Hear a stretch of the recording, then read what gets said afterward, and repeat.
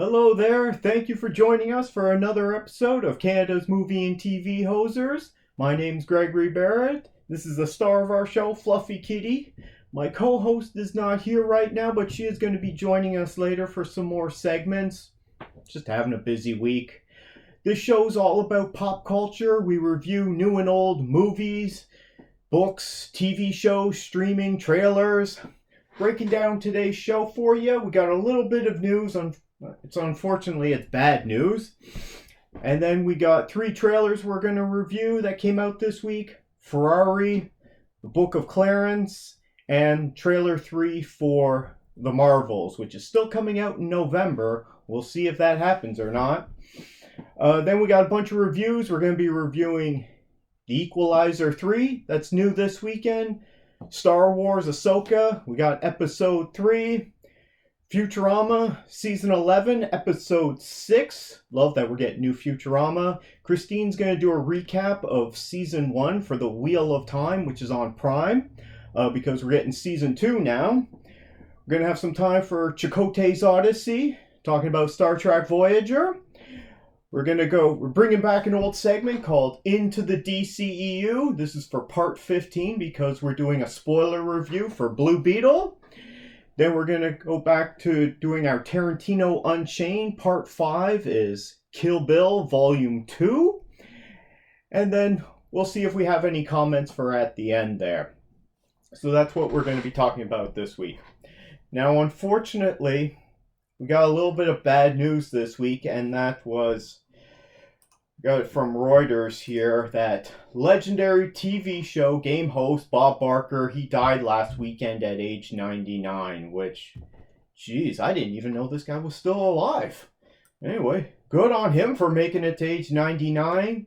You know, this is a guy who's hosted The Price is Right for like 35 years, something like that. It says here, hosted 6,586 episodes of The Price is Right, according to Reuters. So, jeez. So anyway, I grew up watching this guy, and, you know, he's a longtime animal rights activist. He's also a guy that there is controversy about this guy, but I'm not going to get into that. I mean, none of us are perfect, certainly not me. Maybe sometime this weekend when I have time, I'm going to watch my copy of Happy Gilmore that features Bob Barker in a great small role there for him. If you haven't seen it, you should check it out because it's hilarious. So, unfortunately, we lost Bob Barker this week, but anyway, I'm going to choose to remember him for the work that he did on The Price is Right and for his animal activism work, and I'm not going to dwell too much on the scandals. Next, we're going to move into our trailers. So, Christine, the first trailer we got is Ferrari. This comes out December 25th this year from Neon. This is one of the Oscar contenders, I think. Yeah. The trades and critics are saying. I don't know if there's been early screenings, but almost no dialogue in this trailer. Yeah. Just lots of images and, you know, and then they're trying to promote it saying it's from Michael Mann and who brought you these other 2 movies. What were the 2 movies again? The Mohicans and Heat. Yeah, I didn't really enjoy either of those movies. I did, but I mean, Less Than Mohicans, I don't know if I'd like it now, but I was like a kid when it came out. I was like a teenager. Anyway. Did this trailer appeal to you at all? Made me think of Downton Abbey when Matthew died. That's what all I thought. It just looked like the same kind of thing on a more modern car. Mm-hmm. I don't know. I mean, Adam Driver looks old. He's actually in... Penelope Cruz seems to be his wife in this, so they aged him to meet. I don't know how old she is. I don't know. I think, but he's playing an Italian again. He seems to like playing Italians. Yeah, he looks a lot different in this one though. Yeah, because last we saw him House of Gucci there. I did enjoy that House of Gucci. That's one of the Gucci family. Yeah. I didn't enjoy that movie. It looks a lot different. This to me, it doesn't appear as if it's a racing movie. This is. I know. Yeah, it looks to me as if it's going to be an awards movie. Doesn't mean it's going to be good. Because a lot of times we go see these awards movies and they're just... Whew, they're hard to get through, some of them. Good performances, I would assume. Yeah. but that doesn't make a movie for me. I don't really know what it's about. Car racing, I think. I didn't see Ford versus Ferrari. Wasn't this like a time? Was that like back in I the think day this is too? before. I think this takes place before Ford v Ferrari. I didn't see that one, but anyway. But I don't know. I'm up in the air. I don't know. I have no idea really. I'll go see it. Is this something you're gonna see? I don't know enough about it, but like I say, I don't want to know everything in the trailer. Yeah, if this is the only thing we see from it, that ain't getting me, and I doubt it's gonna get other people to rush out to the theater to see another awards movie. Oh well. Anyone out there looking forward to the new Ferrari movie starring Adam Driver and Penelope Cruz? Comes out this December. Let us know down in the comments below, please.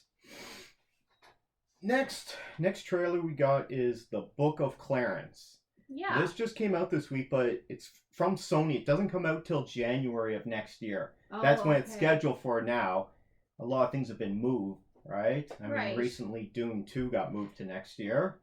But anyway, Book of Clarence. We just watched that. If you enjoy this, go ahead and give us a like. Fluffy Kitty would appreciate that. Anyone gives us a thumbs up. What'd you think of this trailer? I thought it was like Monty Python for black people. Good. Life of Brian? Yeah. Yeah. A little bit of Tom Hanks in there.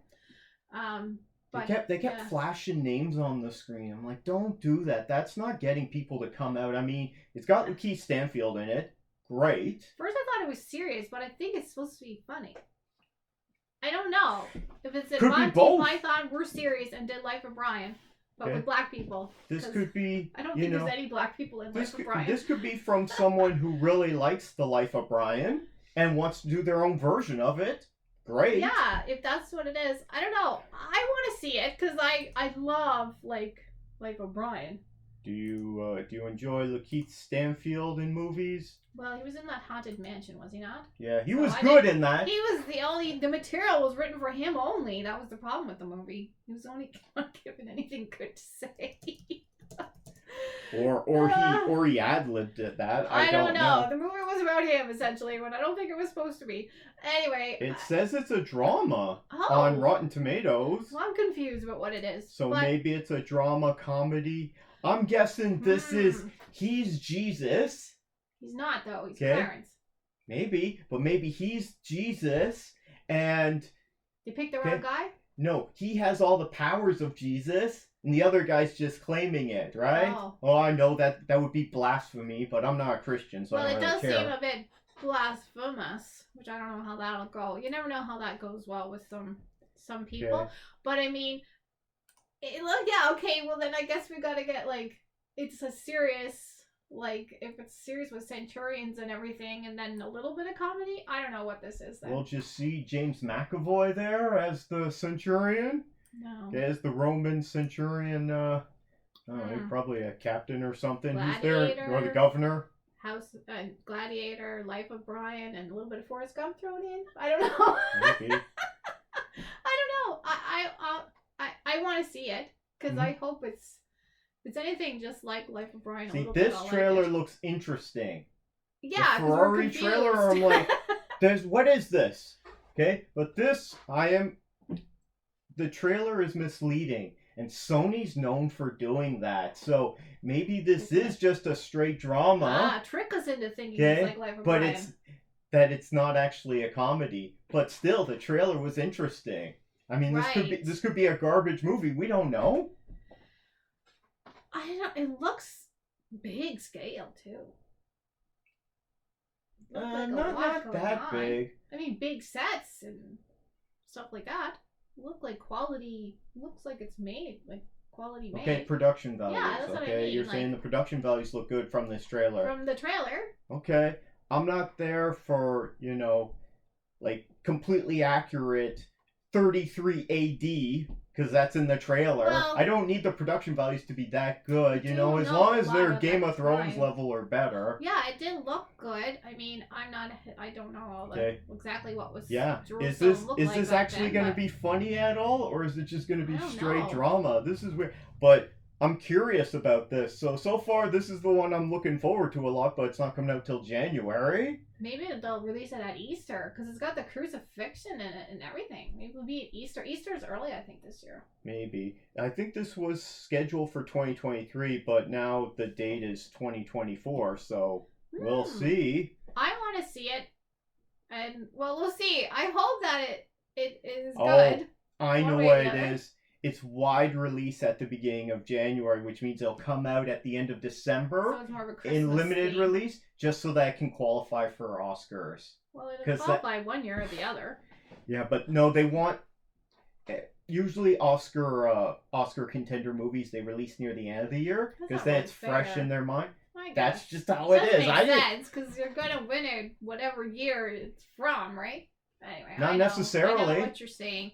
Anyway, I don't know what it is, but if it's got interesting sets, interesting people, if it's a good drama, if it's got a little bit of Life of Brian in there, I'll go for it. It's got Lakeith Stanfield and it's got James McAvoy, so I'm interested already. And then, as you said, it looks good, so I'm curious about this. Anyone else seen this? This seems to be more of a low-key trailer. It wasn't really advertised that much, but check out the trailer for The Book of Clarence, starring Lakeith Stanfield, and let us know what you think down in the comments below. Is this a comedy, or are we just seeing things that aren't really there? I really thought Life of Brian, essentially, the whole thing. That's what, maybe they are tricking me to make me think that. Moving on. Last trailer was, we got trailer number 3 for the Marvels. The Marvels. Yes. Who's I remember that lady from the WandaVision. What's her name again? Well, this trailer is all old footage. So this to me is, people are saying this is the best trailer so far. I'm not saying that.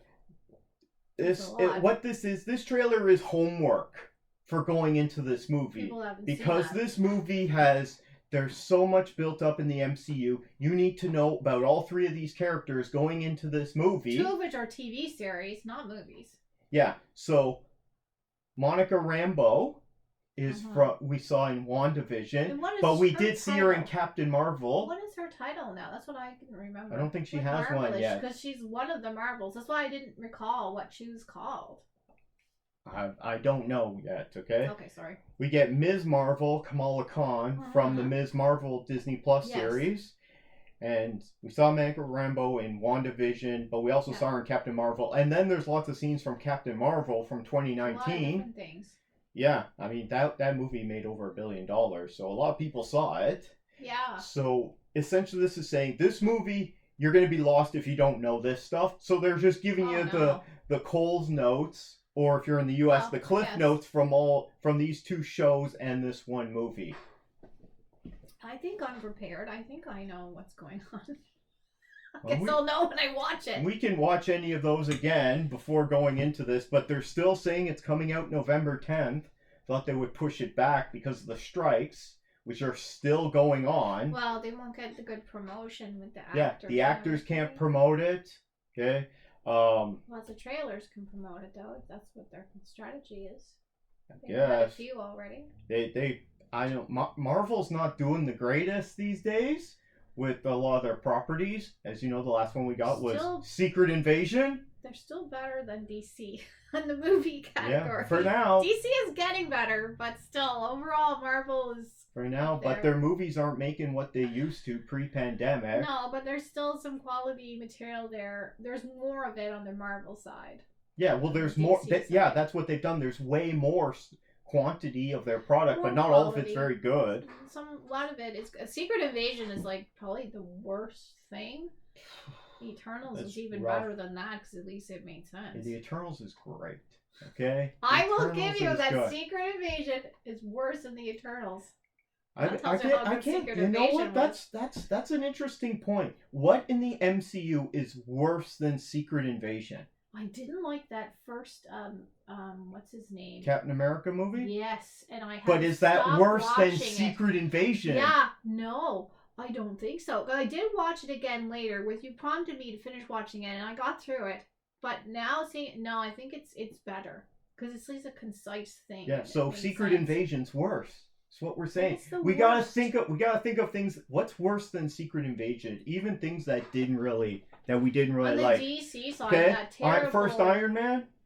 Well, I don't like Iron Man, so don't. But ask is that me. movie better than Secret Invasion? Oh yes. Okay, Incredible Hulk I or think Iron Man Hulk 2. stuff was People good. don't like that. I just don't like Iron Man. He's too cocky. Age of Ultron. Well, it had James Spader, so it's definitely better. Yeah. Even though I didn't like it. What about that Werewolf by Night? That we didn't really enjoy it. It was It's more a of an different artistic category. It's definitely better. It made sense. It was a bit thing. It made more beautiful sense. looking. Yeah. I think We're gonna have to think about this. What is If that anyone has terrible- any ideas, what's worse in the MCU that's worse than Secret Invasion? Leave your comments down below. We want to hear from you. Right. And I'm gonna think on it too, because even if I pick a movie from the MCU that I really don't like, I mean, even the worst ones are still pretty good. Yeah, I think People rag on Thor: The Dark World. I like the Thor ones. Okay. They've got a sense of humor. I didn't really enjoy the first Doctor Strange movie that much. I found it kind of blah. They're But a even little bit that's better than stiff. Secret Invasion. Yeah, oh yeah, they're a little bit stiff, but yeah. So, I think this is the worst thing. okay. We've really gotten She-Hulk- sidetracked here. So, She-Hulk was better, even though I think it was a lost we series. gotta get back on track here. Oh, okay, We're talking sorry. about the Marvels trailer. That's We what really I'm got saying. off on a series of tangents there. It's gonna be This- better than Secret Invasion. I'm hoping it's good. I'm hoping this. I don't care if it makes a lot of money, but I'm hoping it's good. I'm gonna get my copy. Just like some of the DC ones. They don't necessarily make a lot of money, but I enjoy them, so I get my copy. I'm hoping this is good, and hopefully we start getting better Marvel properties now, because oh man, Secret Invasion and Quantumania. Quantumania is Okay. much better. I It like had Eternals, but some it's flaws. very divisive. So they need to get back to where they're like everything they come out with is a hit. That's because they were like that for a long was time. Inconsistent and had major plot holes that didn't make sense. Because if they started it good and then they You're got getting in a off track car again. accident You're getting and off finished track writing again. it. Let us know what you think of the Marvels trailer 3, which I just considered they give you the cliff notes if you're in the US, that doing your homework, so you don't have to go watch all these things again. But did you enjoy this trailer? I enjoyed it for the most part, and I'm looking forward to the Marvels, and Christine just wants to talk about Secret Invasion. But let us know your thoughts down in the comments below, please. Appreciate if anyone gives us a like or a thumbs up, and you can always subscribe for more content if you want to hear more of our rambling. Now we're going to get into our reviews, and our first review is The Equalizer 3, which we both saw yesterday because I was going to see it and Christine wanted to come with me, so I took you to go see it. I think this is an R-rated action movie in the US. They put but a couple it's of rated- things in there to It's make rated it R-rated. It's rated 14A here in Canada. Really? Yep. It's got a couple of bad things in it. Yeah, violence in Canada doesn't get the hard ratings that it does in some other countries, Maybe we're just too slack here. I don't know. Hang But yeah. pensioners from the apartment building railings. That's 14A. Yeah. Well, some of Yikes. the kids in this movie were we're not going to spoil this. This will be spoiler free. Okay. But some of the kids in this movie, they grew up really fast. They're around a lot of dead bodies and that. So anyway, basic story is Robert McCall, he's back. Yeah, I didn't know what his name was. Yeah, I never saw these before. He's going by Roberto here because he's Italian now. So all of his enemies in the U.S., he's taking them all out, Yes. Well, the first one, he took them out in a Home Depot. And then the second one, he went to like Massachusetts and was fighting them in this giant tropical storm. The last time we saw him, he was just sitting in the house watching the storm. We're like, okay. Well, he's got a better locale, I would say now. Oh, yeah. So now he's in Italy. Sweet. Okay. He ends up in Italy kind of by accident. And, he likes it there and the people are nice to him. So he's going to stick around. And then, you know what? Italian mafia shows up again, Yeah. One of the crime families, but you know what? Robert McCall's there. He's going to inflict some Justizio Italiano. He don't take no shit from anyone. I left a spoiler-free reaction on my channel there yesterday, Yes. But what can we say about this? What are your overall thoughts on this? Remember, we're not spoiling it. Well, now I want to go to Italy, but I'm going to have to wear my bulletproof vest and make sure that I take my arthritis medication. Well, you didn't know Italy is all stairs? There's a lot of stairs. Well, it's kind of a joke because there's a lot of stairs in this. Yeah, it makes Italy look fantastic. However, there is a little bit of problem there with the mob. Yeah. I don't know if it's that bad. They're not very friendly. I don't know if it's that bad in Italy. But anyway. I doubt it. We need an equalizer in each town over there. Yeah. Yeah, I mean, it wasn't really for me, but I went because you were going and I wanted to go somewhere. But, yeah, there was a couple of really intense, violent scenes that I didn't care for. You should put that on the poster. You were going, and I wanted to go out somewhere, so I went with you. So I went. There's a review for the poster. You know what? They should put that on the Blu-ray release or the 4K release. I mean, I didn't know the character. I didn't know that Roberto was a joke. I didn't know his name was Robert McCall. I didn't know until almost the movie was over what his name was. So you didn't see the first two? No. But I mean, I think that if you know the Equalizer, this is gonna deliver. I think that it delivered what it was supposed to deliver. It's just not my kind of package. I found this one had more like blood and guts in it. It was kind of bad than the previous ones. I don't remember the previous two being so it was very bloody violent. And visceral. It was almost like a Saw movie. Well, yeah, but Most who of the they movie... were being violent to was not nice either. Yeah, well, that's the thing. Robert McCall was getting righteous vengeance on these douchebags, okay? Yes, they made us hate the bad guys. The guys who he kills, they deserve it. And you're rooting for them to die in the worst way possible, and that's what you get in this. Everyone it's like in the theater, like, you want to squish their heads, right? That's what you get from a movie like this. You're like, I hope he kills them.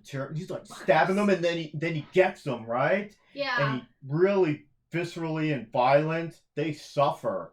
So you're right in there. So this is a movie to satisfy your bloodlust. That's what this movie is. I don't think I have one. Yeah? But I didn't like the bad guys, and they got their comeuppance. Yeah, that's a spoiler. I don't think it is, because I think this is what these movies are all about. That's every action movie. Bad guys getting their comeuppance. Of course. So this currently has a 75% fresh rating on Rotten Tomatoes and a 91% audience score, but it only has just over 100 plus verified ratings. So we'll be getting a lot more, but so far that's good scores. Three-quarters of critics liking it, and then most of the audience are saying good things. If you like the Equalizer movies, I'm sure this fits the bill, basically. So you're going to enjoy it. It's well done. I mean, it's just not my kind of thing. Yeah. It's made by Antoine Fuqua, who did the first two as well with Denzel Washington. I think the second one was Denzel Washington's first sequel ever. Or one of his first. Don't quote me on that, but because he doesn't do sequels. Oh, I mean, he's excellent. I love Denzel Washington, so yeah, that's the good. It's in Italy. It's gorgeous, and Denzel is there. So those are the good things. He doesn't look like he's no offense, but he's an older actor. I don't think he enjoyed probably walking up and down those stairs all the time. We don't want to give something away on it, but yeah. He had to do a lot of walking, but he wasn't in. He was a bit hurt. He's almost 70. Yeah, jeez. But I think this was an appropriate way to deal with that. As to what happens in the film, I think that was great. So who doesn't want to see, a guy in his late 60s taking on the mafia and just ripping them to shreds? So he's good at it. Oh yeah, and Dakota Fanning. Was that her? What do you think of her? She's in it. She didn't really do anything to impress me in that film. I thought her acting was good, but I mean, her character is almost unnecessary. Yeah, it could have been anyone. Yeah. So, but I didn't mind her. I mean, she's good in it, but she isn't her. given anything to do. No, she's not given a lot, and anyway, we don't want to give anything away, but she's in it. Oh, yeah. Well, I would recommend, if you enjoyed this, go check out the other two. I found the other two because he just takes them out as fast as possible. It would have been more fun if she would have been the head of the mafia. That would have been more fun. A better role for her. That would have been a ball. Well, maybe you should go watch what was Toni Collette's movie from earlier this year? I didn't see that. Mafia Mama. I didn't see that, but that's what I was thinking. That would be that would be a real good juicy. That was quite funny. Okay, I recommend checking out Mafia Mama, but I also recommend checking out The Equalizer 3, which is new out this weekend. And yeah, if you like the first two, I'd say this one's probably even better, right? Maybe not as good as the first one, but I definitely had a good time with it. I thought it was well done for that. Let us know what you think down in the comments below. Always thankful for anyone who gives us a like. Feel free to subscribe for more content. Oh boy, here's the thing we didn't do the other day. We've been putting it off. We gotta review Star Wars Ahsoka, Episode 3. So, normally I would have done a spoiler review right afterwards, but I can't stay up to watch it because it's too late for me. I so can't stay up till part 3, Time to Fly. This was only a half-hour episode. Not much happened. This is spoilers, by the way. The first 5 minutes were good because you get Sabine's training with Yuhan, and the more I'm watching this, the more I'm enjoying seeing Yuhan because this is such an obscure character from the Clone Wars and from other Star Wars media like comics and that. His job was, I guess, to train the Padawans. Yeah, he taught them how to... Not the Padawans, they were the little... I don't even know if they were called Padawans. The younglings. Younglings. Younglings before they become Padawans and teach them how to make a lightsaber and that. Yeah. So, nice that we still get a character that's a remnant from the High Republic there before it fell. But then again, so is Ahsoka in a way. She's a remnant from that area. But, so the first 5 minutes, Hu Yang and Sabine are training... Ahsoka comes in, she's doing her now stereotypical arm cross, which she does all the time. Yeah. And then she's trained with them. Anyway, it goes for 5 minutes, and it was great. I had no problem with that. It was very similar to Luke with the visor. That's exactly what it's supposed to. But it's also supposed to speak to every Jedi with their Padawan, okay? Because we've seen that with other as well. However, so that's great, and then it goes into this ridiculous scene of General Hera Syndulla talking to the Supreme Chancellor and the senators. This is a complete waste of having a Mon Mothma appearance, and it makes her look really dumb. And why would a general go and do this? That scene started taking the credibility. Yeah, who wrote this? Okay. That scene. Anyway, sorry, I'm not trying to rip on them, but started giving me a red flag. That wasn't good because after watching the first 2 episodes, after we talked about it, I went back and rewatched them. And I'm like, I kept finding problems with it. Remember I talked about how that captain was dumb? He let those fallen Jedi onto the ship. That was really dumb. Well, I mentioned that it wasn't very good because they haven't had any rebellion. The more I'm watching this show, the more I'm like, this writing is not good. But at first we were excited, just like with all the other ones, because the production values on this are amazing. It looks exactly like Star Wars. My only complaint about the production values, which is a minor gripe, is that it's almost like it's too clean. Because remember Star Wars started where everything's used and it's like this crappy. But now, even though it's New Republic, everything looks perfectly clean as if it's High Republic time.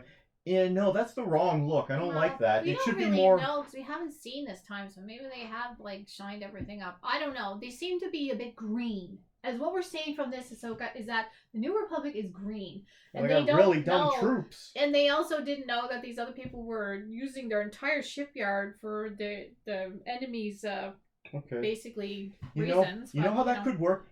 They could be really incompetent, but you have to show these people being incompetent. Like that captain, if we had seen him on the bridge being dumb... He seemed incompetent, I just assumed But if we had seen him being really dumb and just not doing his job very well and slacking off, it would be funny. And then if he's like, Jedi, ha! Well, and then if he goes and dies, make it more funny. That would work that way. Of the New Republic... And its weaknesses, it has a lot according to this show, but it's not really looking at it in that way. It's just sort of showing this is what's happening, but I think there's a lot of weakness. Anyway, I did not like the scene. I thought the senators weren't acting professionally. What they said, I mean, it was telltale. That is obviously a bad guy. The guy that was this senator was talking. I just didn't like it at all. They could have come up with a better way of writing it so that only Ahsoka and Sabine end up going to deal with this problem. Okay, so they go to deal with this, and they discover this giant hyperspace ring. Right. Okay, which, yeah, Someone I was had right on what discovered that it's is. big. And they get into a fight, which it looks like the enemies there are flying World War II fighters, but they're spaceships now. Yeah, They look very much like Second that World was the War fighter planes. Second red flag when she's standing on the ship, and they have That I didn't like. their ships are equipped to blow up other ships, but yet they couldn't even they didn't have to try to hit her. All they had to do was hit the ship and blow it all up. Yeah, Didn't make any sense. Yes, well, they're flying towards the hyperspace ring, and then they get deactivated because they get so shot up. But she can't shoot the ship that's right next to her. I know. I mean, maybe it would blow up and damage your thing, but it wouldn't have been better if they have just been shot down and they crash landed on the thing itself. Yeah, that would have made more sense. I don't know. I guess the space fight was okay, but then the end of it with like it. Ahsoka doing her Rey Skywalker flip outside in space. That made no sense because all they had to do was shoot her ship. They had bullets. Like, I mean, these are powerful ships that can blow up another ship in one shot. Yes. That made no sense. Yeah, they got big guns on them, right? And yeah, that was another problem. And then the third problem was then we saw the space whales, and at first I was like, okay, this looks the good. space It looks good, but why are we seeing the space whales? They did explain. They explained it a few minutes later. I didn't mind that. I didn't mind that at all. It's they just were that in that other show. It's just at first it's like, why are these space whales? I remember the space whales. Yeah, everyone remembers the space whales, which we learned where are they called purrgil. They're called the purrgil. Yeah. So it's a pod of purrgil. They're space whales.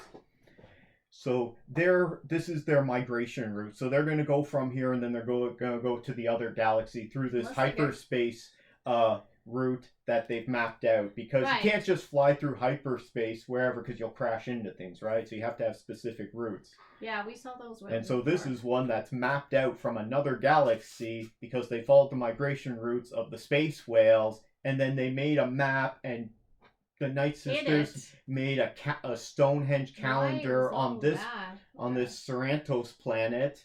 And so if you get both pieces of the map, and they did this thousands of years ago, what is this? Yeah, I don't What's going on here? The map.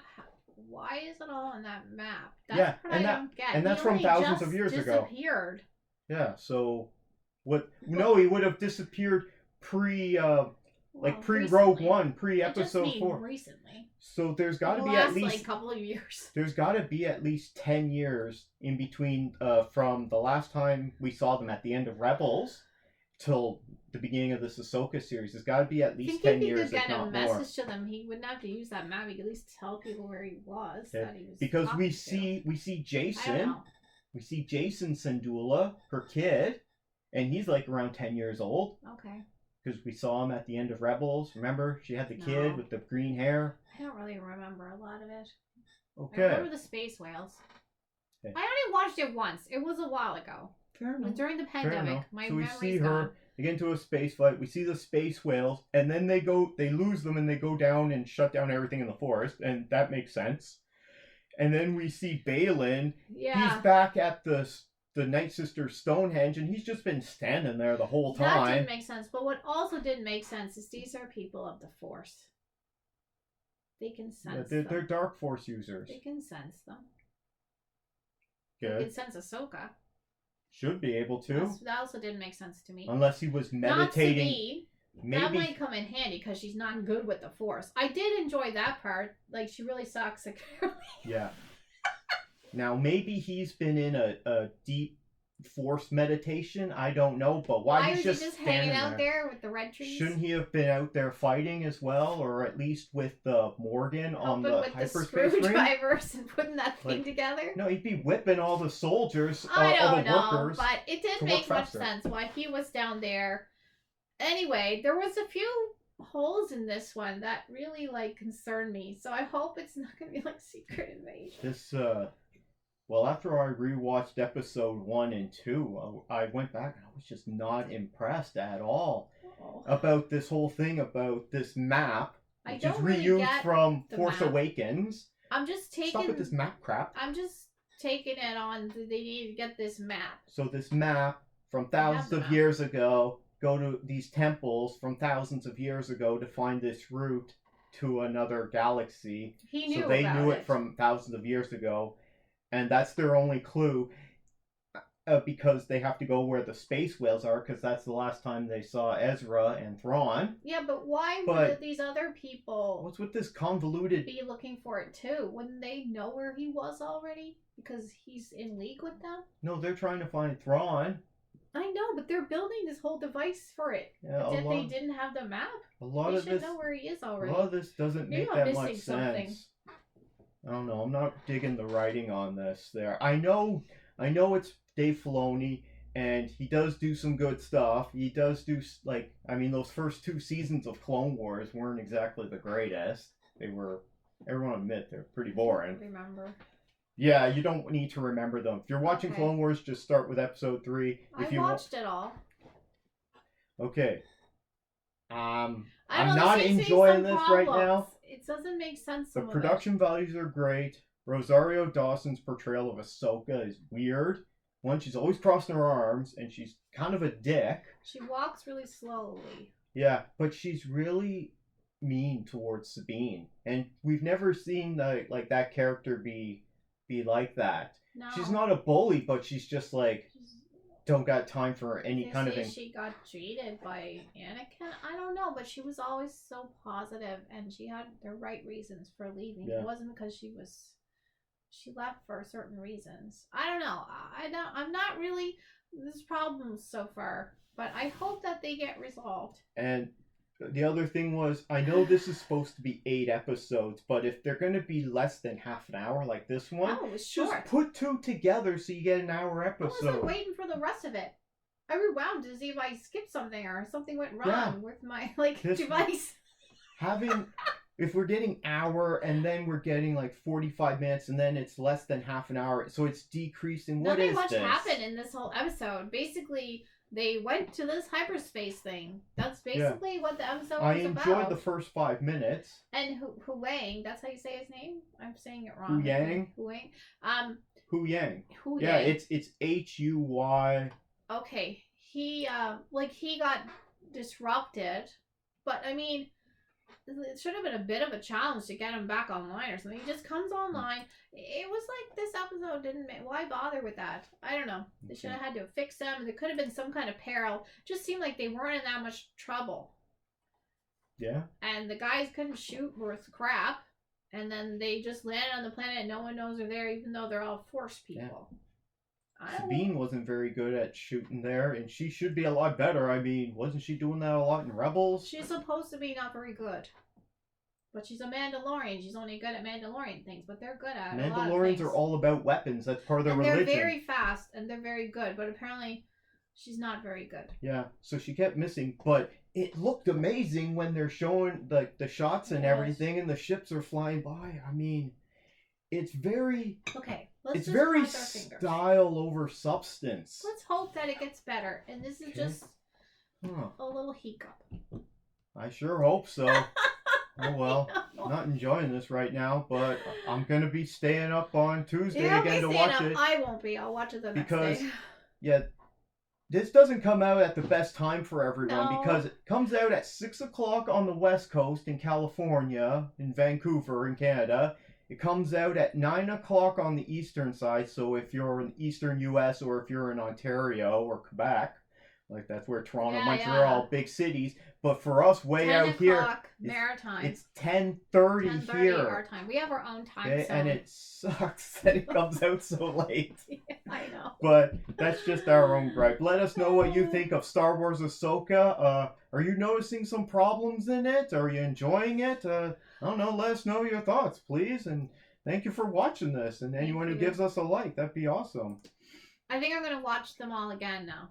Another Monday, so we got new Futurama, dear, and you're here to review it with me this time. Mm-hmm. Okay, according to Wikipedia, it's season 8, but Hulu Disney Plus calls it season 11. Right, yeah. Episode 6. I Know What You Did Next, Xmas. So, this one had some good laughs in it, too. Yeah. A lot of guest stars. So Yeah. we got, because it's Xmas, we got Santa, Robot Santa, Yes. evil Robot Santa. He's bad, yes. We got zombie Hanukkah Zombie. Yep. Which is voiced by Mark Hamill. Cool. And then we got Kwanzaa Bot, voiced by Coolio. And they dedicated this episode to Coolio. So I think I did read once, like years ago, that he was the voice of Kwanzaa Bot, but I'd forgotten, so I looked it up, and nice that they dedicated to him, because I didn't notice, but he passed away last September. This sounds like he's in it a lot, too. Especially at the end, he does a little song well, he's there. only been in like 3 episodes. I know. But cool of him to do that, and that's a shame he passed away. That sucks. He accomplished a lot in life. But not dwelling on that, we got a lot of other. So we see a lot of the families.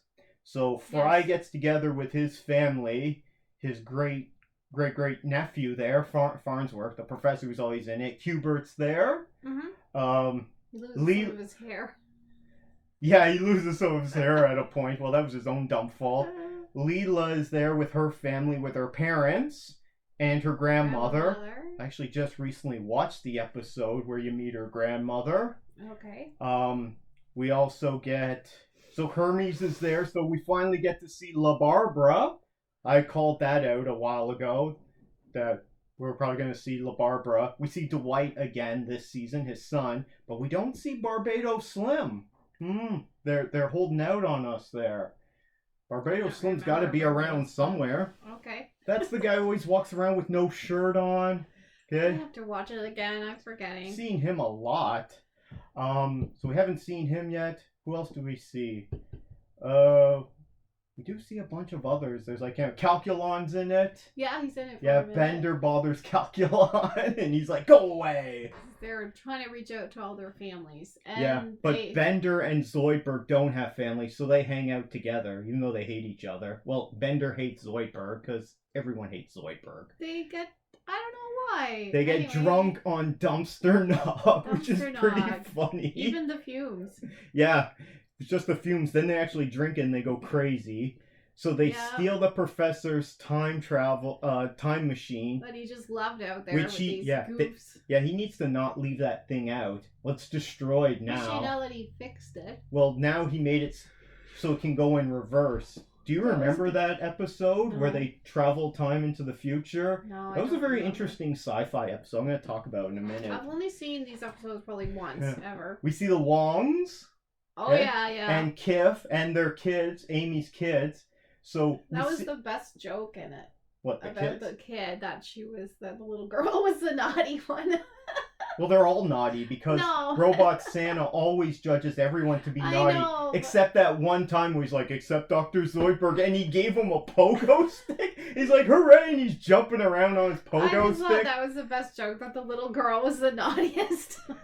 Well, they have all their stockings up, and Bender has a robot foot there. Right. Amy's stocking has 3 little stockings underneath it for her 3 kids. And then Nibbler, there's one for Nibbler, and then there's a bunch of little ones for Nibbler's worms. Yeah, that we saw from the in the Parasites Regained episode. Yeah. 2 episodes ago. Okay, I just watched them all today. Okay. Overall some good laughs in this one. We found out that the Planet Express building used to be like a meat, Locker? like a deli. Of previously used meats.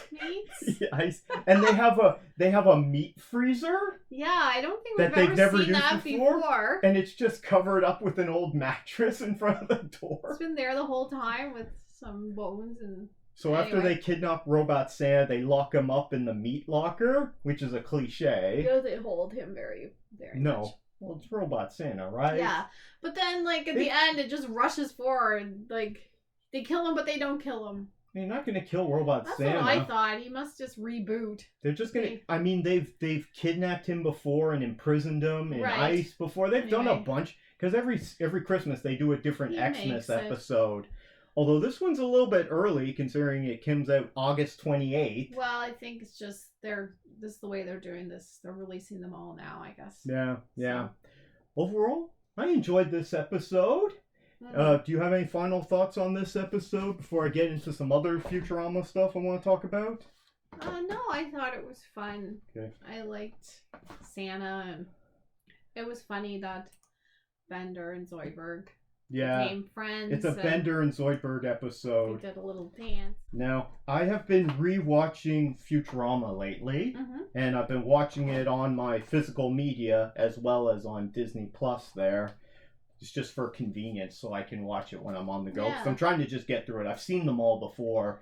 I don't think you've seen them all before. I don't know. I've just only seen them once if I have seen them, so I don't remember every episode. Now, here's the thing. I'm looking at the stuff on Wikipedia, but I've also looked at the episode listings on Disney Plus. Right, there's a big and discrepancy. they're different, and I don't know which one to believe, and anyway. It doesn't matter. As long as they're all there, that's all that matters, how they're labeling them. Okay, so according to... We'll go with the Disney Plus one because... Why not? Because it's season 11, that the new stuff. So Disney Plus has this categorized as season 7. Okay? Season 7 and 8. As I finished these two right here. Oh, those which two. On Wikipedia is just season 6. So it starts off, we get the rebirth episode when they bring it back. And they have to bring them all back to life. Again. That was alright. It had some... I mean, they all have good laughs in them. But then we get Indigada de Leela. Now that one had some funny laughs in it there. That's where Zap and Leela get stranded and Earth is going to be destroyed by the Vagini, which is pretty funny. It's really funny. I like that episode. Then next we get Attack of the Killer App. That's the iPhone episode. Oh, man, that was ahead of its time, definitely. I mean, it was from 2010. iPhones haven't killed us yet. No, but people are still lining up for them. They are, but they haven't killed us yet, so... That's a classic episode. And they're still referencing that. Even in the first episode of this new season, they got their iPhones out, which are in their eyes. Yeah. Proposition Infinity. That's the robosexual one. Where Amy breaks up with Kif and then starts dating Bender, because she has to date everyone. And we find... And Farnsworth is against it. I have seen this season. What you're saying and sounding... That one was alright. I recognize. The Da Vinci Code. I didn't really care for that one. You don't really like the Da Vinci Code movies, though. Well, they're making fun of the Da Vinci Code movie and, well, the sequel, Angels and Demons. But this one was just too... I didn't care for... I mean, every episode has good laughs in it, including this one. They all have good laughs in it. Lethal Inspection. That one was not only funny, but it pulls at your heartstrings, especially at the end, because it's about Bender going back to where he was made at the Mexican robot mom's friendly robot company, but it's in Mexico. La Madre. So you should be speaking. Anyway, that one definitely he does. That's why his name is Bender Bending Rodriguez, because he's Mexican. An accent. No, but sometimes he does. It would be funnier. Okay, the late Philip J. Fry. That's the time travel episode with the time machine based off of Orson Welles' time machine, but it can only go forward. Right. You remember that one? What you're saying, I do remember. Like when you're saying it, I kind of recall. But I mean, it's been years since I watched them, and I only did watch them once because all these things are sounding familiar to me. This one is a really good science fiction episode. Also tugs at the heartstrings too, because this show does that a lot. That darn cats, because the cats are taking over. That one was. Oh, I think I remember that. I like that one. I do like that one. A Clockwork Origin. Oh, that has to do with evolution versus creationism. Oh, really? And they do it in quite a funny way with the robots. Clockwork Orange? Okay. Clockwork Origin. Okay. Then we get probably one of the favorite ones from this season is The Prisoner of Benda. And that has to do, that's the mind swapping one where they all switch minds because Bender wants to rip off this European Archduke prince. And he wants to steal his crown and everything. But there's a whole bunch of different stories going on. So Bender with his caper. Amy wants to eat all the time because she she doesn't want to do it in her body. Right, and yeah. Professor yes. Farnsworth wants to put some meat on his bones, but also he wants to live, he wants to be reckless and live like a young person Right, and just 'cause almost he's kill young himself all the already. time Yeah, because he's yeah. really old. Fry and Leela are fighting with each other. They're having a lover's I do quarrel. remember what you're talking Anyway, about. but there's all these small story arcs in this episode, but the best one is with Scruffy, the janitor. Who does Scruffy become? And it's not he doesn't become anyone, but Scruffy is there, and it's him and Wash Bucket, and that's the funniest story. It's very short, but it's very funny. Okay, and yeah. I remember that one because the art is like, it is I, your roommate, Bond. Okay. Irreconcilable indifferences. So that's Lur and his wife, Inda fighting. That's about them. That one had some good laughs in it. The mutants are revolting. That's where we first see Leela's grandmother. Oh. And then the mutants get allowed back up onto the surface. I do remember that. And so now they're still out on surfaces. Yes. Then we get the Futurama holiday special. And that's the one with different holiday segments. There's like there's a Kwanzaa bot one. There's an Xmas one. I don't really care for their holiday ones that much. I don't find them as funny, but that's just me. Do they do Halloween ones like The Simpsons? Okay. Then we get part 2 of season 6, but according to Disney Plus, it's season 8. Yeah. Okay. Silence of the Clamps. That one's all about Francis Clamps because he joins the Planet Express crew. That one's really good. Mobius Dick. So that's a Moby Dick ripoff, and it's a really weird like space whale thing, and also it's ripping on Pirates of the Caribbean as well as Moby Dick. So it's fun. Law and Oracle. That one's it has this Minority Report thing, but Fry becomes a cop because he wants respect. Okay, yeah. And he just wants to beat everyone their rights. Because the cops are hilarious in this. Like the robot cop and his partner. Yeah. Anyway, that one has some good laughs in it, but then it turns into a Minority Report kind of nonsense thing. I did see that one with you. Benderama. That's where there's millions of benders. Because he keeps creating new ones out of himself by adding matter.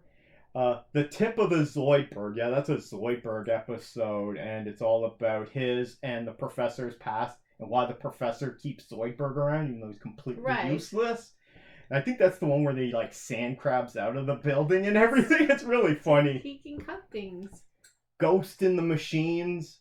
Yeah, Bender dies and then he haunts Fry so he can get back to life because he makes a deal with the robot devil. Oh yeah, so it's pretty funny. That one's pretty good. I remember that. Newtopia. That one's absolutely hilarious. And some of these, like not just Newtopia, but Silence of the Clamps, Benderama. What was the other one? The Prisoner of Bender. A lot of these hold up to the old ones, dude. These are hilarious. Now, Newtopia is where there's eight males and 8 females. Some of them are robots. Right. Okay, but they're male bots and fembots. Okay. And they get stuck on this planet and they encounter this. It's a Star Trek ripoff. And they encounter this alien who they have to compete to see which gender is better. Okay. And then the alien doesn't like it, so he takes away their genders and they're gender neutral. Oh. They don't like that. And then they want their genders back and they get swapped. That is so funny. Okay. It's really good, okay? I don't remember that one. That one, I laughed so much at that one. And I've seen it many times and I still laugh at that. What do we get? Yo, Leela. That's when Leela made her own cartoon show. And, but she was actually ripping it off. Oh, yes. I watched that. Yeah, that was a Leela episode. It wasn't that great. It wasn't the greatest. Fry and the Eggman. That's when they end up going to the farmer's market because they have to eat fresh local food. Great. Which is mostly just more expensive and covered in bugs and dirt. And Fry ends up looking after an egg that hatches into a bone vampire lizard.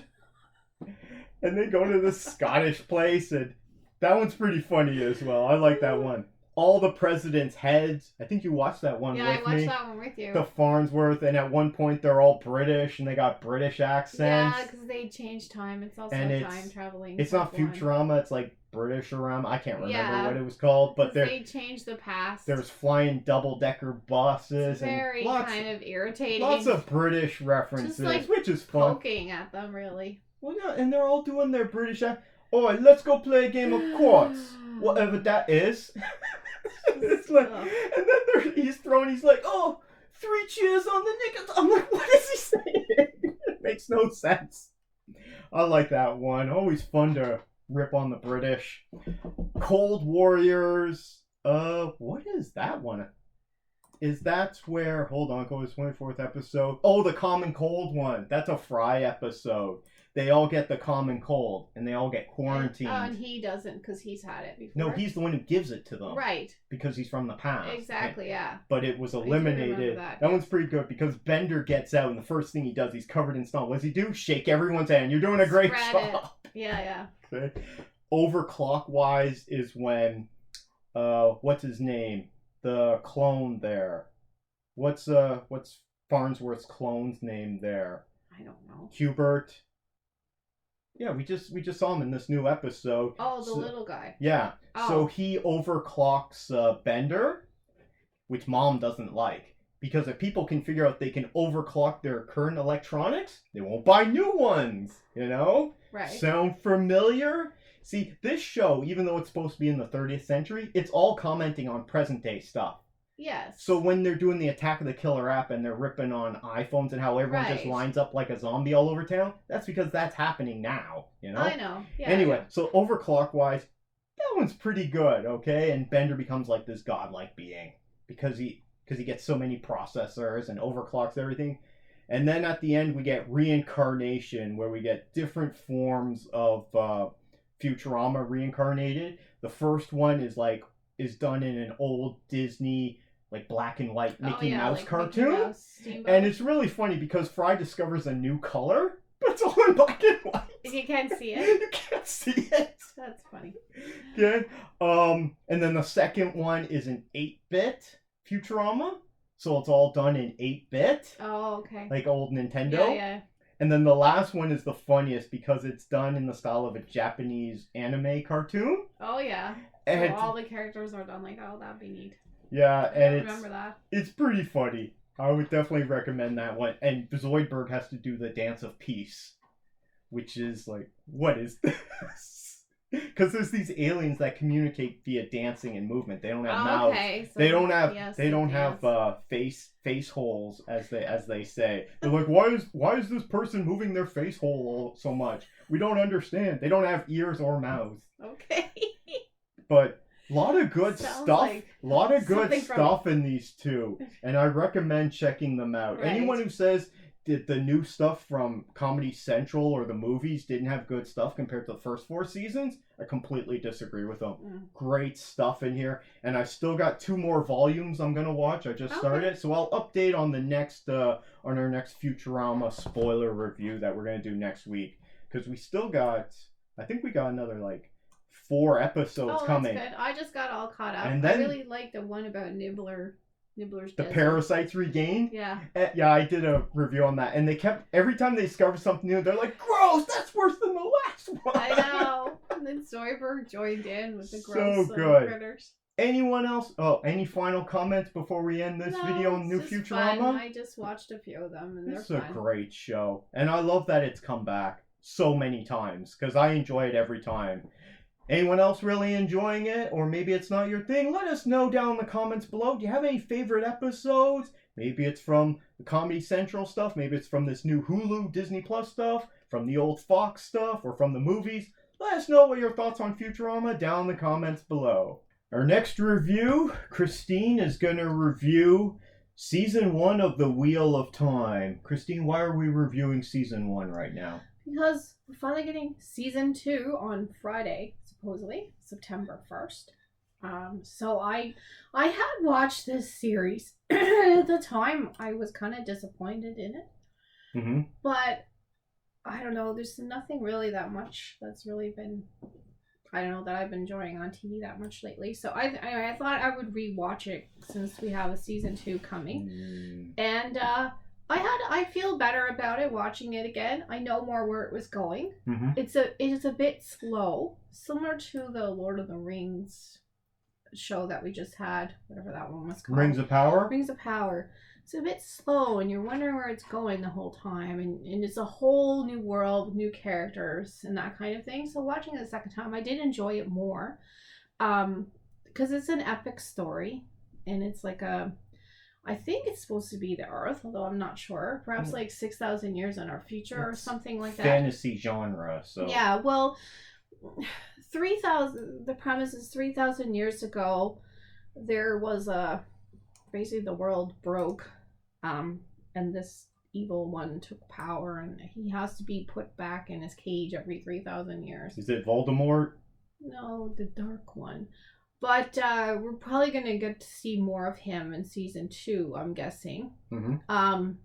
But basically, at that time, which was 3,000 years ago from this, where this is set, people had like flying spaceships and stuff like this.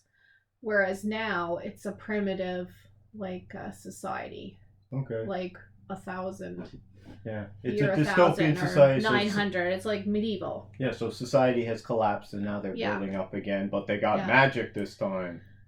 So now it's a fantasy world. Well, audiences didn't really enjoy it. Did you like the first season? Watching it a second time, I give it more credit. It is a great story. The problem with it is that there's no humor in it. Okay. Also, there's bad production values. Well, the actors, though, are good.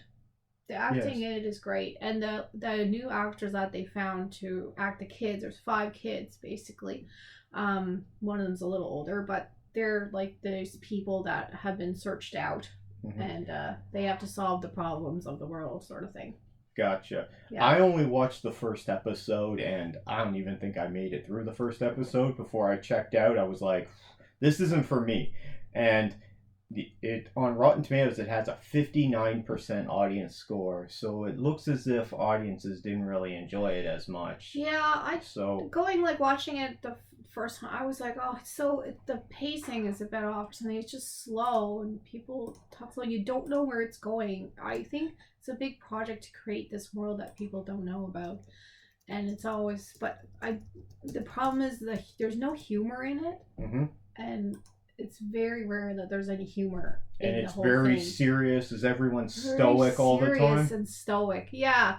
Sounds boring. Except for the kids from the Two Rivers have a little bit more. They act more like normal people, but they're not really very funny. Let me draw a comparison. So remember we watched that Dungeons and Dragons movie, Honor Among Thieves? Mm-hmm. And everyone is just joking around the whole time, okay? Yeah. Except for that hardcore stoic paladin guy that you're in love with.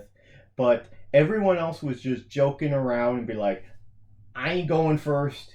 I'll go last, you know? Yeah, well, it needed more of that. It needs more of that. I mean, it is a serious thing. The world, basically they hold the world in their hands. There's a crisis point, but everyone is so serious, and it's not believable then. Well, you're not getting what's really going on. That's why I watched the second time. I enjoyed it more because now I kind of know where it was headed, so I did enjoy it more because it's a big task they've put on to try to explain this world and all the different characters. So you're excited for season 2, which is coming out on Friday. Because it is an epic story, and we don't see that a lot anymore. And I always do enjoy an epic story with many different things. There's so much more to this world we don't even get an insight in. We don't really know about it. There's just so much.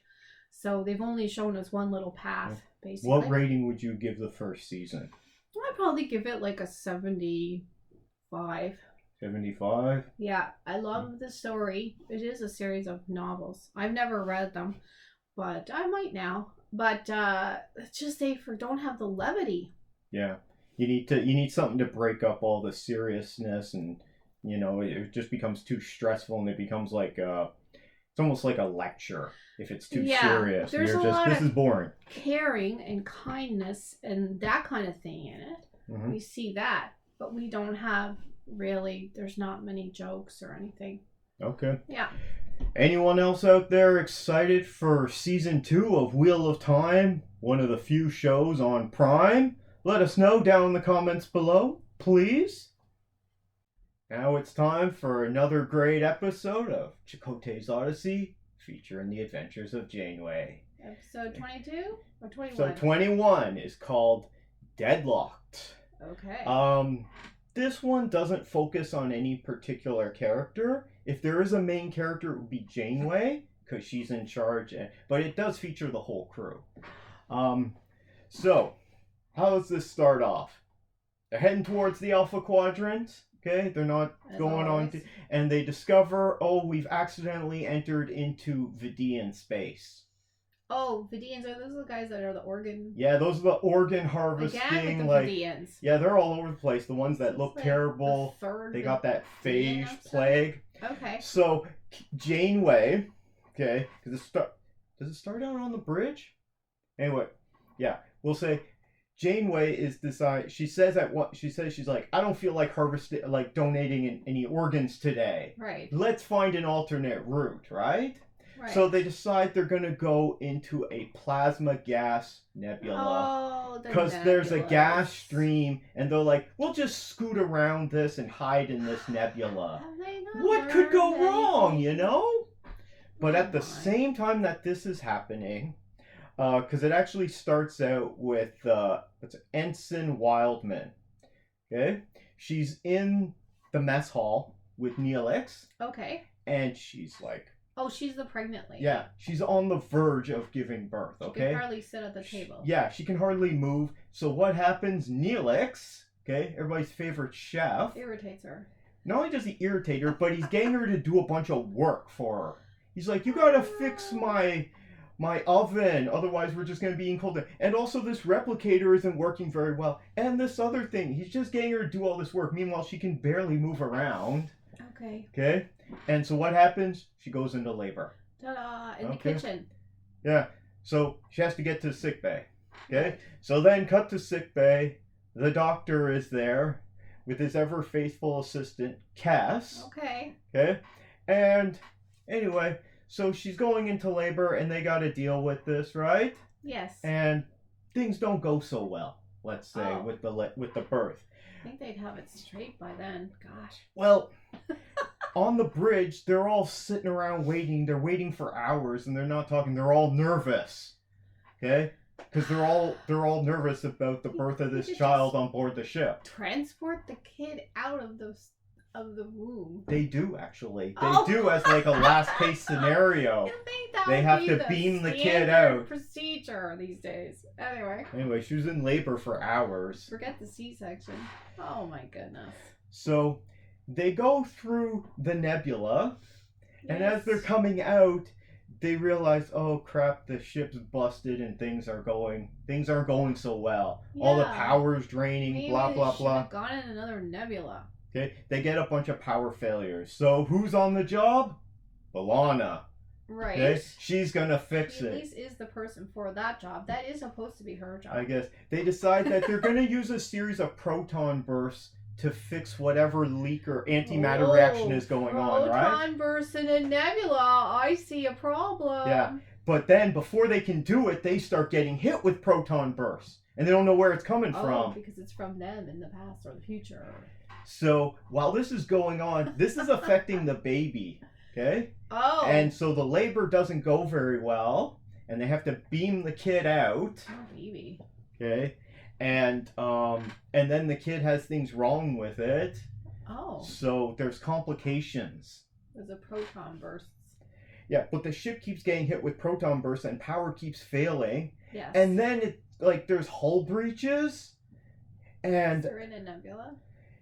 Yeah. So what happens is the crew is actually forced to evacuate the bridge.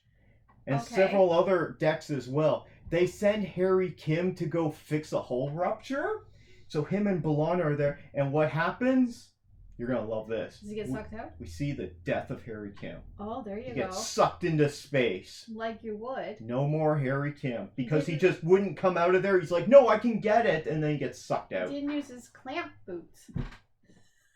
Guess not. Anyway, so Harry Kim's gone. Yay! But I see there's an issue.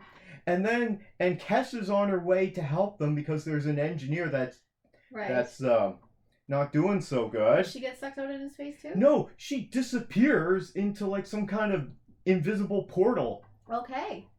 We're like, what's going on? We want to give the audience some satisfaction here, so we're going to get rid of these two irritating characters. And does something happen to Neelix? Well, he gets hit on the head later. Okay, see? They're giving the audience some satisfaction. We've already seen the death of Neelix, though, in a previous episode. This is the second time they could have got rid of Harry Kim for good. Yeah. And still they're not, okay? Poor Garrett Wang. It's not his fault, but they brought him so boring. I mean... Yeah. I've seen a lot of memes online on social media, it's and not there's his fault. and it's like, you never get promoted.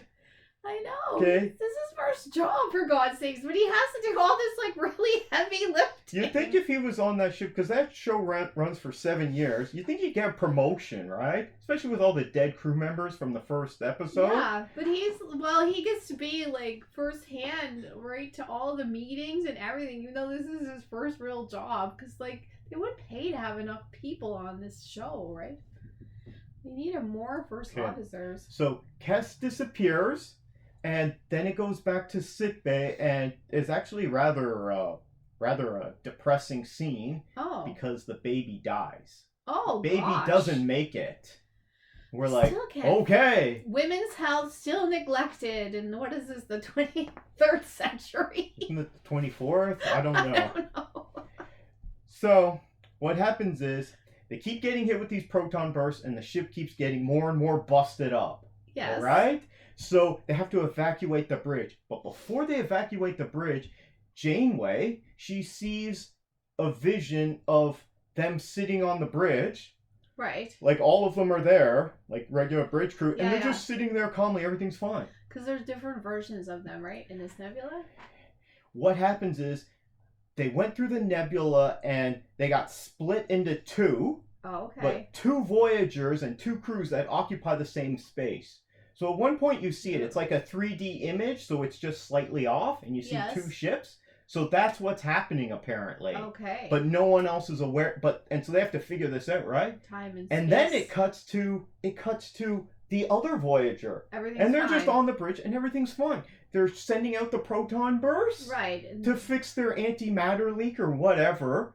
And everything's going good, right? Right. It's all good. They No don't problem. know that they have, or are they starting to see these horrible and visions? then this Voyager sees her Janeway evacuating the bridge. Yes, okay, so they start to see these things. Yeah, exactly. And then what happens is Kes arrives.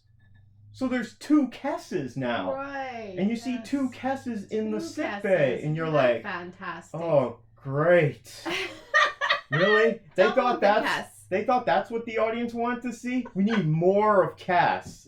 I mean, we've been seeing less and less of her. We need more characters. So now it's like the Parent Trap episode. Yes. You get two Kesses, and later on you get two Janeways, right? Right. So it goes in between both ships. So one ship is all busted up, and the other one is good. So they stop the proton burst because it's destroying the other ship. And so the other ship is all busted up, and they have to run it from engineering. Right. Which B'Elanna's pissed off How about do they that. merge back to one entity, or that doesn't happen? So what happens is they end up figuring out how they can communicate with each other. Right. And so they communicate with even though they keep losing the comm signal, right? She would have been able to communicate through Kes because she got all those elf powers. And so her powers are never defined. I know.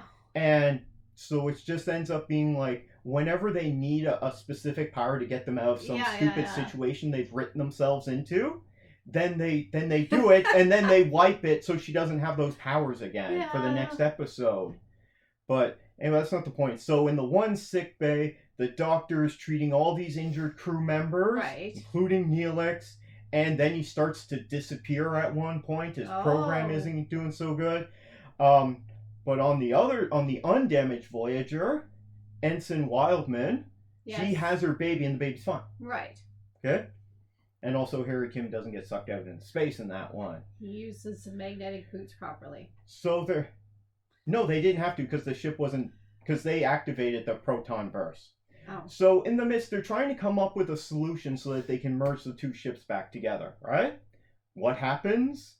Vidians are on the way. Oh no. Crap, they're coming. You know what they're going to do? I just lost a kidney. They're going to start harvesting all the organs that they can, because they don't care. They just, everywhere they go, they're just like, oh, fresh meat, right? Let's just... Even now, can we not grow an ear in a petri dish? I mean, should they be able to grow these organs? But these Vidians are real dicks. Like, they have no respect for other people.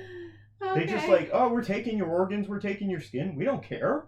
Okay. It keeps us alive a little bit longer. Right. It's not very, man, the Delta Quadrant's just the Wild West, right? It is the Wild West. And Voyager is fitting right in. They're just pissing everyone off as they go. So the Vidians are coming, and they're gonna grapple with Voyager. But they don't realize there's two Voyagers occupying the same space. Yes. So they come in, and obviously the Vidians overpower them. Right. So they grapple with the ship, but they hit the undamaged ship. Right. So they grapple with that ship, and then they start boarding it. Okay. And they're just taking over everything. Like, these guys are unstoppable. I didn't think they were that good. Yeah, and it doesn't really show. Like, there's mostly just show three guys going down the hallways, and they're just shooting people. I'm like, what? And they're shooting back, but they're being overrun. It's not a very good battle sequence. I didn't think they were that competent, because they're all falling apart and everything. But they have advanced technology. Okay. They did establish that. Make organs. Okay. So, while they're trying to figure this out, so in the damaged ship, Janeway there, because her hair's messed up, that's how you know she's on the damaged ship. Okay. She's like, okay, I'm gonna blow up the ship. Okay, and that way it will reverberate, and so it'll just be one ship, right? And that will also destroy the Vidians. Okay. Okay, but now and Janeway, the other Janeway, goes over there. So then there's two Janeways, and it's a Parent Trap thing. I'm here, you're there. It's a split screen, you know. Okay. And they have a conversation at the warp core. And she's like, no, don't blow up your ship. I'm going to go back to my ship. Just give me 15 minutes. We'll come up with an answer, and then we'll do that, right? Right. But then the Vidians come in, take over the undamaged ship. Right. So she's like, okay, I'm self-destructing the ship. Yeah. Okay? So that's the undamaged ship, which is now disabled from the Vidians. Meanwhile, you got the busted-up ship that is completely trashed. Without Harry Kim or... So what does she do? She's like, okay, Harry... Ship's being taken over. Everyone's fighting for their lives. They're taking over decks. Go to sickbay. Get the baby. The doctor's protecting her. Okay? Because everyone else has been knocked unconscious. And two Kesses? Okay? No. They already sent Kess back to the other ship. Okay? You gotta pay attention here. Okay? So Harry has to rush to sickbay, get the baby, and get to the other ship. Okay. Which he does. And then the ship blows up. Okay, Vidians are destroyed, and then the busted up Voyager that can't even move is fine, and they got Harry Kim back, and they got an alive baby for Ensign Sarah Wildman, and then he's having an existential crisis at the end. He's like, this isn't my Voyager, but it is. Until very recently it split. Yeah. So he's actually from the other Voyager that was destroyed. And he's just having an existential crisis. Well, they didn't really talk about dimensions or anything like that. They just said they were sharing the same space. Yeah. But, okay, whatever. And that's the end of the episode. Okay. And that was, it was an interesting sci-fi episode. Right. But it leaves you kind of scratching your head at the end of it. You're like, what's going on here? I think explanation would have been... And so Harry Kim is now having an existential crisis. Right. Because he died, and now... Another version of him died, and now he's on the other ship. And anyway, it's all right. Why not? You might want to check that one out. And that was another exciting episode of Chakotay's Odyssey, featuring the adventures of Janeway. Now it's time for part 15 of Into the DCEU. We're back finally, and we're gonna review the newest DC film, which is titled Beetle. It's also called The Flasher, which is what I'm calling it from now on. So, we went to go see this on cheap night, because I had just seen this on preview night. Yeah, I can't believe on Thursday night. And then it got to Tuesday, and as the movie's starting, and the opening credits, and the DC logo was coming up, I start laughing. I'm sitting there. I didn't really have a fun time the first time. And now I'm sitting here 4 days later watching it again. What am I doing, right? What are you doing now? I admit I had a much better time this second screening. let's look up what the critics are saying on it now. I did a spoiler-free review. Did you watch it yet? No, because I didn't want to get any So, spoilers. 78% certified fresh critic rating and a 91% audience score. So people are enjoying this.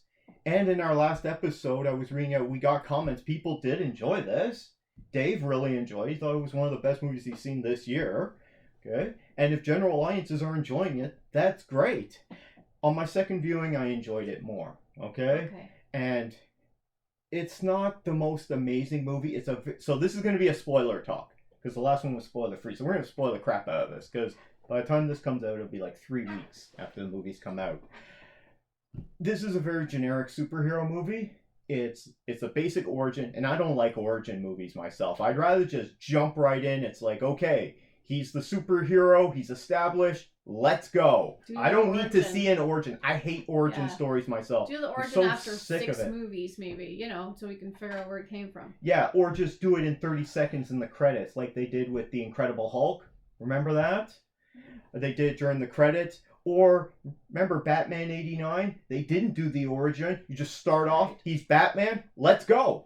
That's what you need. We currently have a very large snail crawling up into our doorbell. We're thinking a superhero is going to be made any minute now. Snail Man? Snail Girl? I don't know. When it gets into that doorbell, what's going to happen? So,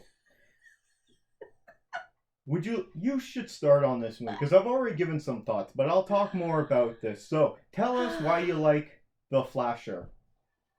I don't know why you're calling it that.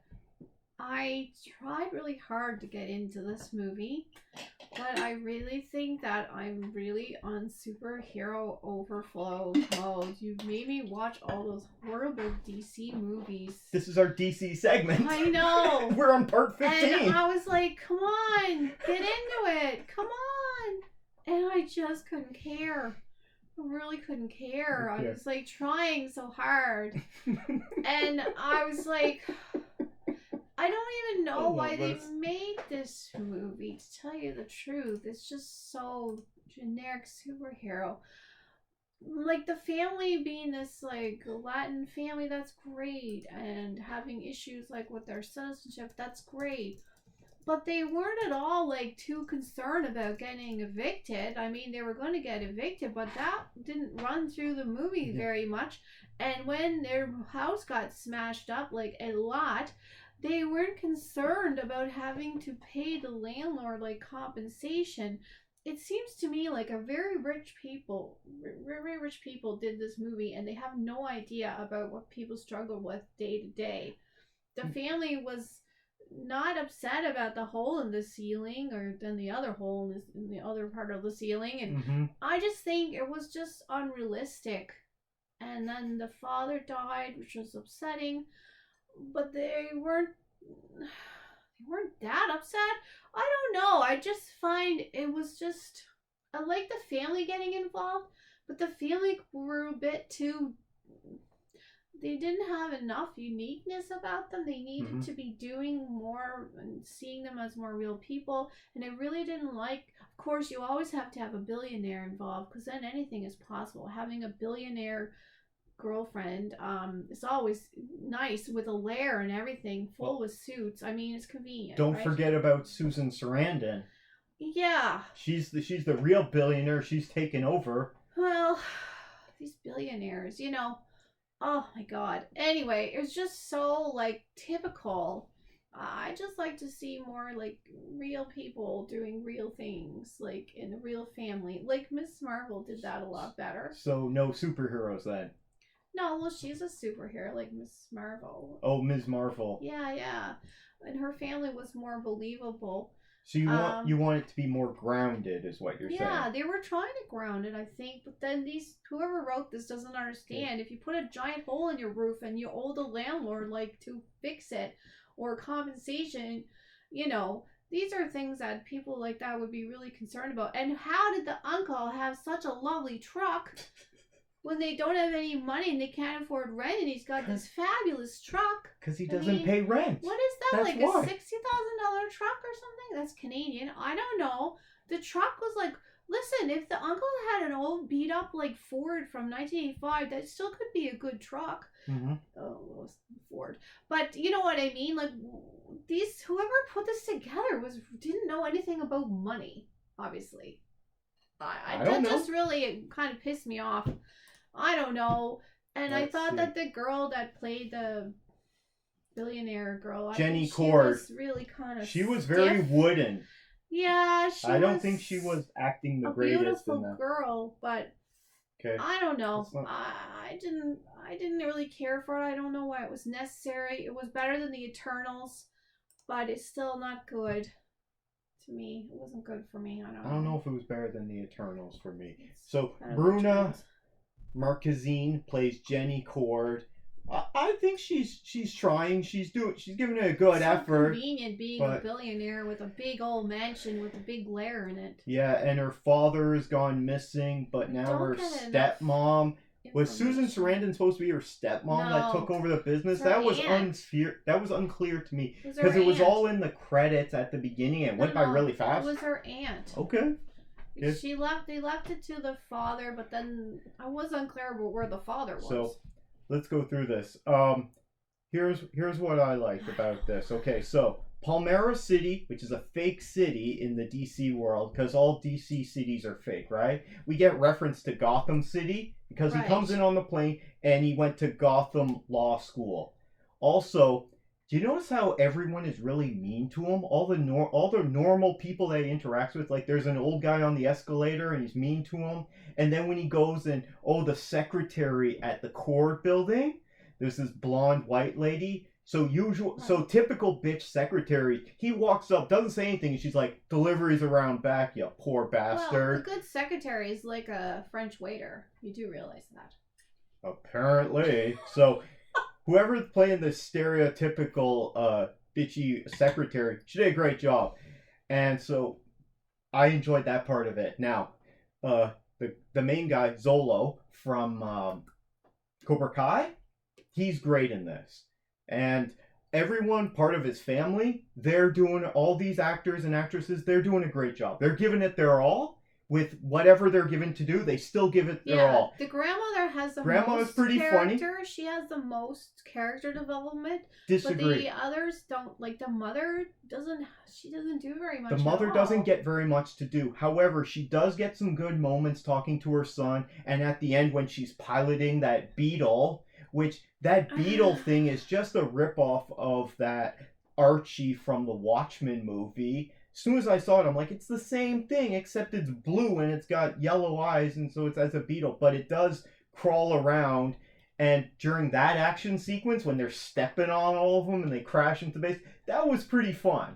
It was dumb. I was zoning out listening at that point. But this movie is essentially a cartoon. It's not meant to be realistic. It's meant to be a cartoon. Because as soon as he gets back, it's like, oh, we're losing the house. Oh, we already lost the shop, the garage. Okay, and your dad had a heart attack, and he's like, "What is going on? Why didn't you tell me anything?" But they're also, and the cousin. So they're losing the house. Sister is so not written right. I didn't think at all. She's funny. I thought she was funny. She doesn't have the right attitude. She's homeless. Like she's gonna be homeless. She doesn't give a shit about her job. She does give that her job, but she doesn't care. I mean, what are they gonna all be living in this fancy truck? I don't know. Like, she's not realistic. The uncle, who's played by George Lopez, he's the best, okay? Yeah. He is just constantly freaking out, and he's got this pimped out pickup truck, which he calls the Taco. And it's very expensive when Zolo takes it at one point, who is Jaime Reyes, so when Jaime takes it at one point, he's like, oh no, and he starts screaming like a girl, and he's just freaking out over his truck. But meanwhile, he's an engineer. He can build all this amazing tech, but he has to kick everything to get to work.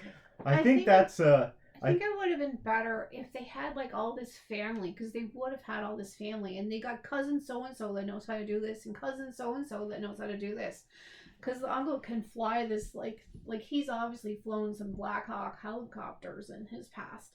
You know what I mean? It would have made more sense if they did use the community, because that would be how that family would have. They would have their cousin down the road and their friend that would be able to do these things for them, because the uncle has way too many abilities.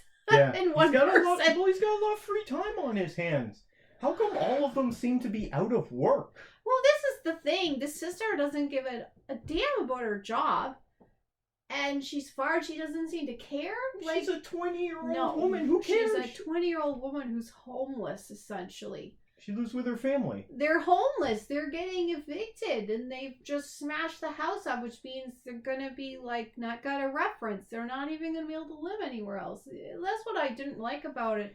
Basically, whoever wrote this never thought about money. That's and not never cared their about money. fault. Okay, they didn't smash fault, up the house. But their mindset is not correct Okay. for some. When they first get the scarab, which by the way, like that's wacky comic book ridiculousness. It's kind of dumb. But when they first get the scarab and it jumps on his face and they're all freaking out, like that was that hilarious. part. That Especially was the, the part uncle. I liked. It's on your face. I It's liked on the your part face. with them freaking out. I thought that Yeah. was good.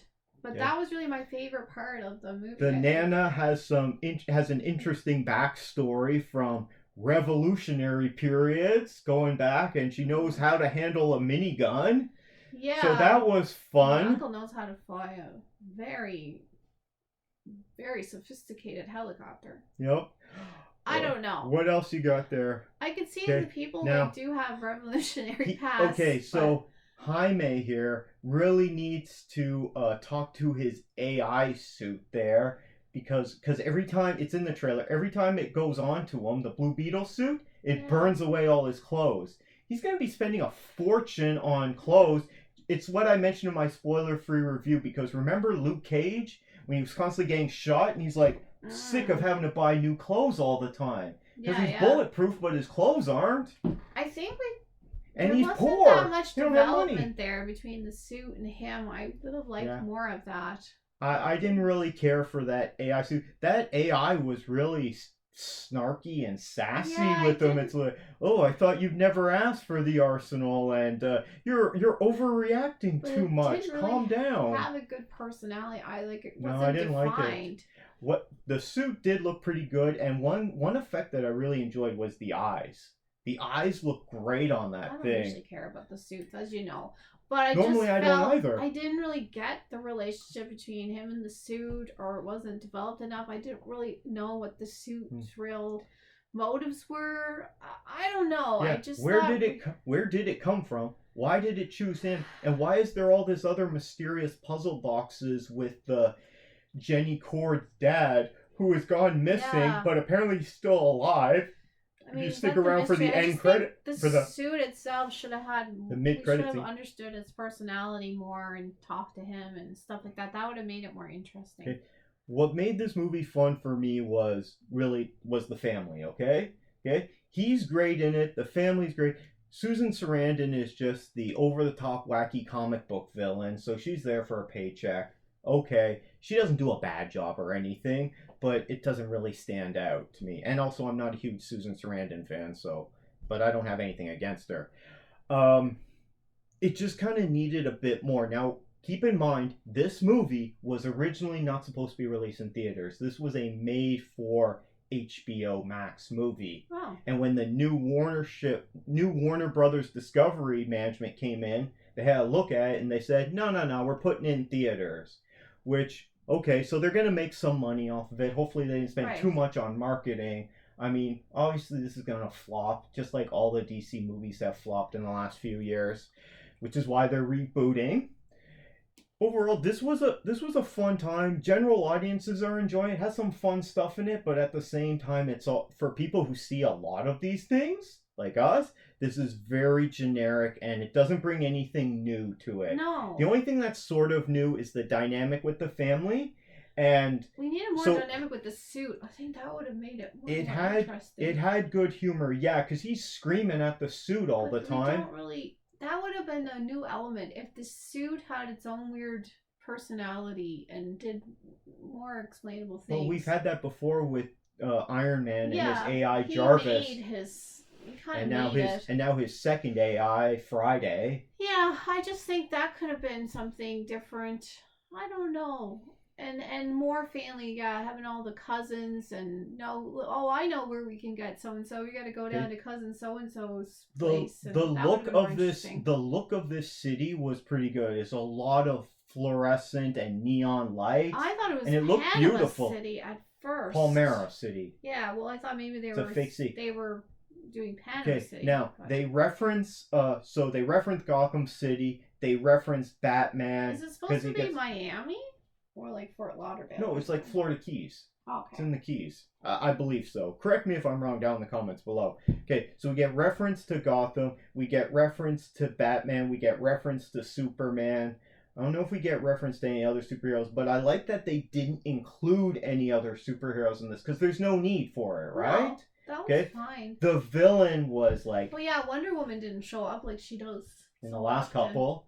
Okay, but you didn't need any, good. and I like that. You don't need to throw in cameos if there was no need to have any kind of cameos in this or anyone else. It's just his own story, and I like that. And that I was a good thing. I didn't quite understand what the villain was building. I kind of didn't really get what all those suits, like what all that was about. Didn't she need people for the suits? I don't know. I didn't really So they get it. built these carapaces, these external skeletons that attach to your spine and your brain, which, okay, that doesn't sound good. But also, she needed to get the scarab to download its AI or its code into these things to make them better. But she put this program into effect years ago. Carapax. It sounds like Carapace was her. It was villain. the OMAC, yeah. who's just kind of a carbon copy of Blue Beetle. And I don't know. Kind of ridiculous. The villain wasn't very good, I didn't find. She had like an army of people and they were going to attach to them. I don't know. I just was a bit confused about all that. Okay. I like how it wasn't, the world's going to be destroyed or the city's going to be blown up. You don't need every superhero thing to be like that. This is just a self-contained story where he's taken on the villain, but also he's learning his powers at the same time. The villain was quite disappointing, for me at least, and looked rather ridiculous. But also there's too many other stakes, okay? We don't have jobs. The house, we're losing the house. It's also being destroyed. Not that they care because it's not their house. Destroyed. Well, you still have to pay for damage. Then all these cops, private security show up to take them out, and it's really the script could have been a bit better, I think. mean, if the villain didn't have much money and was trying to get money from a contract with the government, that would have made more sense as well. She already had all the money. I don't know, like her motivations were confusing. It could have gone into that whole thing, whereas the US government's been so much on military. And in this world, the same thing. I don't know. I just don't know why they made this thing in the first place. It was greenlit by the previous management. I don't know. So the previous management at Warner Brothers was, okay, this doesn't work, we'll try something. And they just keep, it's essentially the tactic of throwing everything at the wall and seeing what sticks, right? So they made a Superman movie. Oh, it didn't make billions of dollars for us. I guess people don't like Superman. Let's do it. Let's never do Superman again. And that's not the reason. It's because people want good movies. They want to see Superman, they want to see Batman, but they want to see them in good movies. They don't want to see them in BVS, okay, or either of those Justice League movies, okay? So it has some good stuff in it, and I enjoyed it more on the second viewing. So my advice, if you're going to watch Blue Beetle, get baked and watch this movie. It'll be much more fun, okay? Don't go into it sober. That's my advice. I don't think so. I just thought I'm just done. This is like the last nail in we only got one more DCEU movie coming, and that one? Aquaman 2, which may or may not be coming this December. Stiff fish people. It's scheduled for release in December. Now, everything's getting pushed back. In terms of your ranking, you want to talk about your ranking? I don't even know. Okay. What kind of rating would you give this? I couldn't get into it. I tried. It wasn't charming. It wasn't. It was better than some of them. Is it better than Wonder Woman? I really didn't Okay. like things about. There's nothing I really didn't like about this. There's nothing I really liked about this. Okay, we can talk about your I don't ranking, know. right? But how would you rate this movie on itself? What rating would you give it? Give it Best, worst? I don't do that. I'll probably give it like a 72. Okay, I'm gonna. I don't think I gave it a rating on my spoiler review, and I would have given a worst movie ever. But I think I had a little bit more fun with it this time, so I'm gonna give it a best movie ever. Audiences are enjoying this. I recommend checking this out, even if you're not into super. It's pretty fun, right? It would It's a be fun, fine. wacky movie. If you've never watched a superhero movie before and just watched this one, you'd think it was okay. Yeah, probably. But because I've seen so many Marvel, DC, and other superhero stuff, this is very generic for me. Anyone else see Blue Beetle? Let us know your comments down in the comments below. She's not gonna see it. She's got her eyes closed. No, she's not gonna see it. But we appreciate anyone who watches this video, gives us a thumbs up. We always are thankful for that because we are getting more viewers and everything lately, so that's good. So. Anyway, Blue Beetle, I'll give it a best movie ever, but just barely, right? Okay. Want to hear from other people? Let us know what you think of Blue Beetle. And that was part 15 of Into the DCEU. Only got one more left. Now it's time for our segment of Tarantino Unchained. The Tarantino 10. This is, what is this, part 5? Part 4? I don't even know. It's kind of I don't know, because we have 2 movies considered one movie. 2. I don't know. Okay. It 3, is... 4, 5. It's part 5 for us. Okay, the 5th movie. Yeah. Kill So we're Bill in part Volume 4. 2. Yeah. Let's see. Do you have good thoughts about this movie? It's okay. I don't think it doesn't. Put that on the It poster. doesn't seem to have like. Splitting this movie in 2 kind of comes with some problems because it doesn't seem to have like the build up and the excitement of the first one. Yeah, you're just kind of thrown right in, and there isn't that much excitement in it. Yeah. To tell you the truth. So, I mean, this movie is over 2 hours, just like the first one. So I consider this to be 2 movies. It currently has an 84% certified fresh rating on Rotten Tomatoes and an 89% audience score. So overall, good reviews here. Yeah. Would you like to start first, or would you like me to start on what I think about You this? can talk about it. Sure. Just like the first one, this isn't really one of the Tarantino movies that I enjoy. I mean, it starts off with, you see the flashback back to the church again. And what does it start off? So at the end of the first one, she killed Lucy Liu's character. That was another one of this assassination squad. Fantastic. It's called the fantastical scene, really. All of that. Deadly Viper Assassination Squad. Yeah. So it starts off with they're at a wedding rehearsal. It wasn't a wedding. It was a wedding rehearsal. Yes. And they're rehearsing it. And Uma Thurman, the bride, as she's called, but you do get her real name in this. It's Beatrix Kiddo. Yeah, and first I don't say what her name is. For Yeah. A while. So Bill shows up, and he's acting all cool, but really he's gonna kill them all. And then he gets the rest of his assassination squad to show up, and then they kill everyone. I kind of knew that was already going to happen. I mean, we saw it in the first one. That's why, I don't know why he divided them up like this. Well, now we just see it in its entirety. I Before know. it was just little clips, right? It could have been one really great movie. So after we see this flashback, then it jumps to 4 years into the future. So she's assassinated the first 2. Vivica A. Fox and Lucy Liu, and now she's going after Michael, what's his name, Madsen, okay, who's a bouncer at a strip club.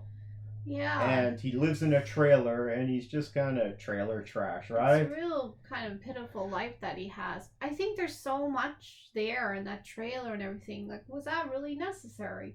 Was this whole movie necessary? Could they not have just edited it down and merged them all together? Yeah. And we know I it's agree. called Kill Bill.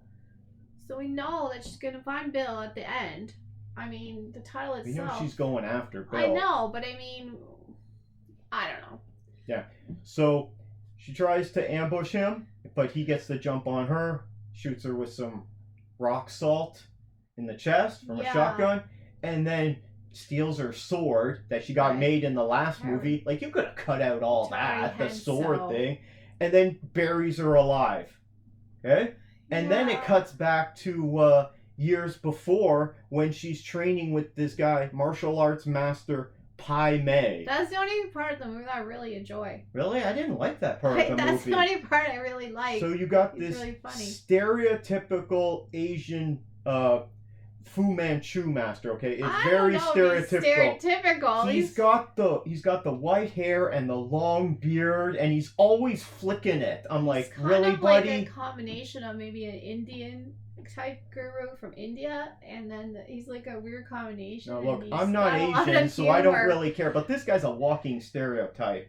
If anyone else out there, if you're Asian, does this guy bother you? Is he a stereotype? Is it insulting? I don't know. I thought he was more of a guru type stereotype, not necessarily. Seems like a cartoon character to me. I just thought he was funny. So because there's not much humor in this at all. So Bill drops off the bride, Uma Thurman's character, Beatrix, at this place, and she's supposed to stay there for years training. Why is she doing this? Because she's in love with Bill? It's almost like Bill is running his own little cult. He is. That's what it is about. But why did they bother with Bill? He's such a sleazebag. Yeah, it's David Carradine. Who cares? Why they bothered with him in the first place? But anyway. So they got this assassination squad, and they all train with Master Pai Mei there, right? Yeah. Anyway, so... And this guy, he's a real dick to her. So that stuff was pretty funny. He's like a sexist, racist dick. This is like so the that's whole, pretty good. Rocky montage. This whole thing, right? That's what this is. You know, wasn't very exciting though. And everything. That's what it's. That's the best. I didn't like this movie very much. It's kind of my favorite part. I didn't. Anyway, but okay. So we see how she can do the fist punch into the wood and break it. And then it cuts back to her getting out of the coffin, the buried alive coffin, which you could have cut a lot of that out, because that really goes on for a while, you know? I think that part, though, is very suspenseful, but all the part of the trailer, and she doesn't kill Elle in the end, either. She just leaves her there. So that fight was quite good, because then she comes back, and Michael Madsen's already dead, because he went to sell the sword to, what's her name there? Elle, the one-eye lady, and she's already killed Michael Madsen. So then the bride shows up, and she's going to kill Elle, and they have this big fight. Right. Which was all right, even though there's this... They don't really address it, but there is a snake going around the trailer. Yeah. And the whole time I'm like, where's the snake? Well, I think what I had assumed... Because remember I thought the snake I assumed that the snake gets her, because she's thrashing around. Yeah, so... Getting to that, obviously this is spoilers because this movie's from 2004. I mean, we don't see that part. That at least would be satisfying. But it was pretty satisfying when she plucked out her other eye for her guru, yeah. And then she just because Elle killed the stereotypical and master that's how Pai she Mei. lost the first eye. We found out. So I thought that part was interesting. So the fact that she got left with no eyes and she's just thrashing around this trailer and the snake's there, it's assumed she's gonna die there. And then Bride just walks away. She's like, you're nothing now, because she's got no eyesight. Right. So, which she could come back from that though. There are blind assassins. Just look at Donnie Yen. He's always doing a blind assassin role. So, could be Kill Bill Volume 3 there, where Elle comes back to take out Uma Thurman. Doesn't get her. But So I enjoyed that part there. And then she goes after Bill, right? Because all the other assassins members are dead.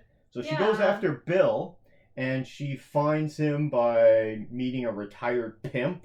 I know. I don't know if that was necessary. Yeah, you didn't need any of that. Find him some other way. Maybe he just really wanted that character to be in there. Yeah. So she shows up, and then Bill surprises her because her 4-year-old daughter is alive. Yeah, that's the whole twist at the end. But we kind of found that out before it's mentioned. Is it? Yeah, I think it's mentioned in the first movie. When? I can't remember, but I think you're making that up. Remember, one of the other characters says something.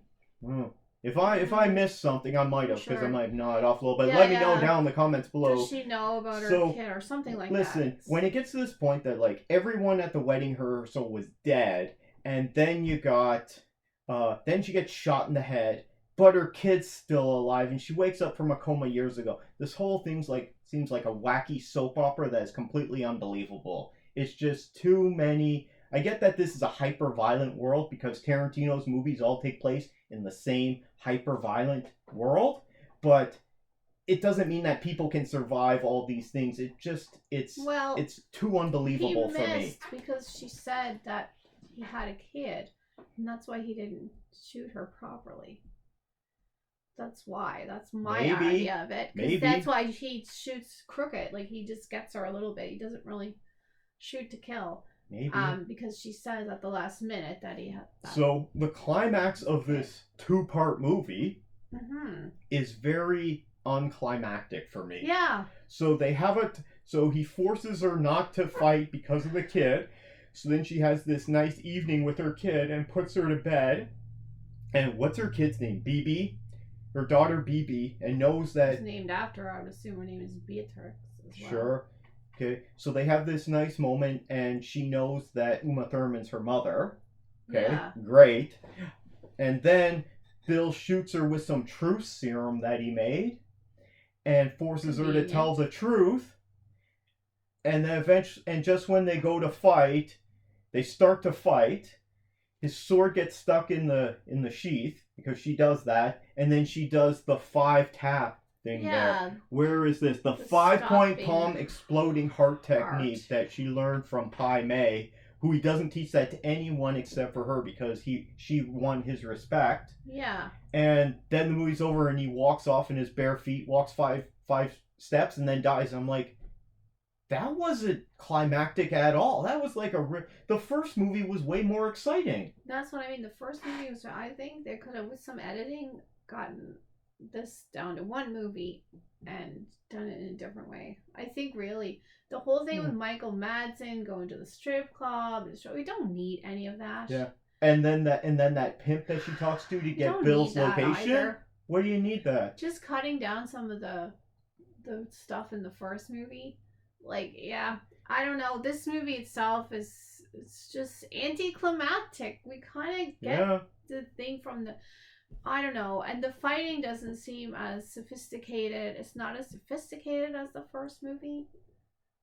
Oh no, the first one I complained about because it's a lot of cuts. I did enjoy it to an extent, but it's way too much cut. You need more actual fight sequences where you can actually see the actors fighting. Well, I didn't care. That doesn't matter to which me, takes choreography and time and money. There's a lot of neat stuff going on in the first one. Second one, we don't even need that stuff about who she's marrying. We don't really even need that. Yeah, he was just some nobody, and he wasn't even the father.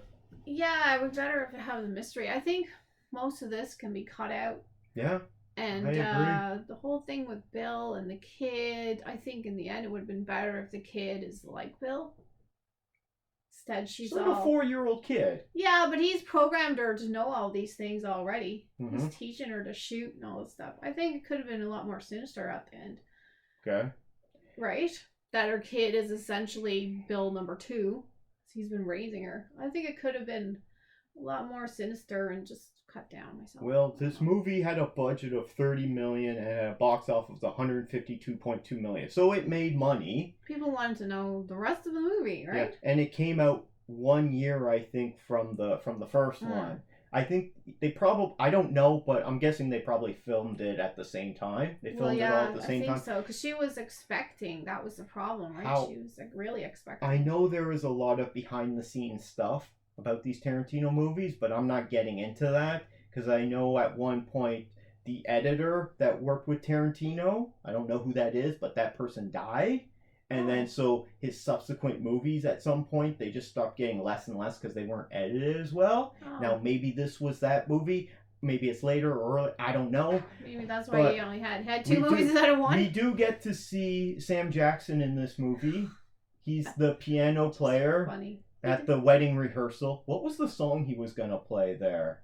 I don't remember. Oh, no. I can't remember either. But he was like playing with all the musicians in town. We didn't, I mean, he could have been there and we shouldn't have known really it was even him. That would have been cooler to just have a little tiny insight into the wedding itself and then get out of that. So that means that Sam Jackson has been in, of the 5 movies that we saw so far, he's not in Yeah. Reservoir Dogs, he's in Pulp Fiction, he's in Jackie Brown, he's not in Volume 1, but he's in Volume 2. So he's in 3 Yeah. out of the 5 movies that Uma we've seen so Thurman's far. in 3 of them. Yeah. You notice how we see her feet a lot more again because of the... Yeah. Well, Yeah. she was pregnant during some of this. Tarantino likes to shoot her feet. It's kind of creepy. There's a rumor, I don't know if it's true, but the rumor that's going around Hollywood for decades now is that he has a foot fetish. Oh, well, that's why one of the first scenes in Pulp, not the first, but one of the first scenes in Pulp Fiction when you see her, it's her feet. Didn't notice as much feet in this particular one. There was a bunch of bare feet. Of the toes and everything in the first one. Yeah. Yeah. And everything. Yeah. Okay, yeah. what... I don't really have that much more to say. It did have some good stuff in it. Okay, so the Black Mamba killing Michael Madsen, I thought that was a good touch.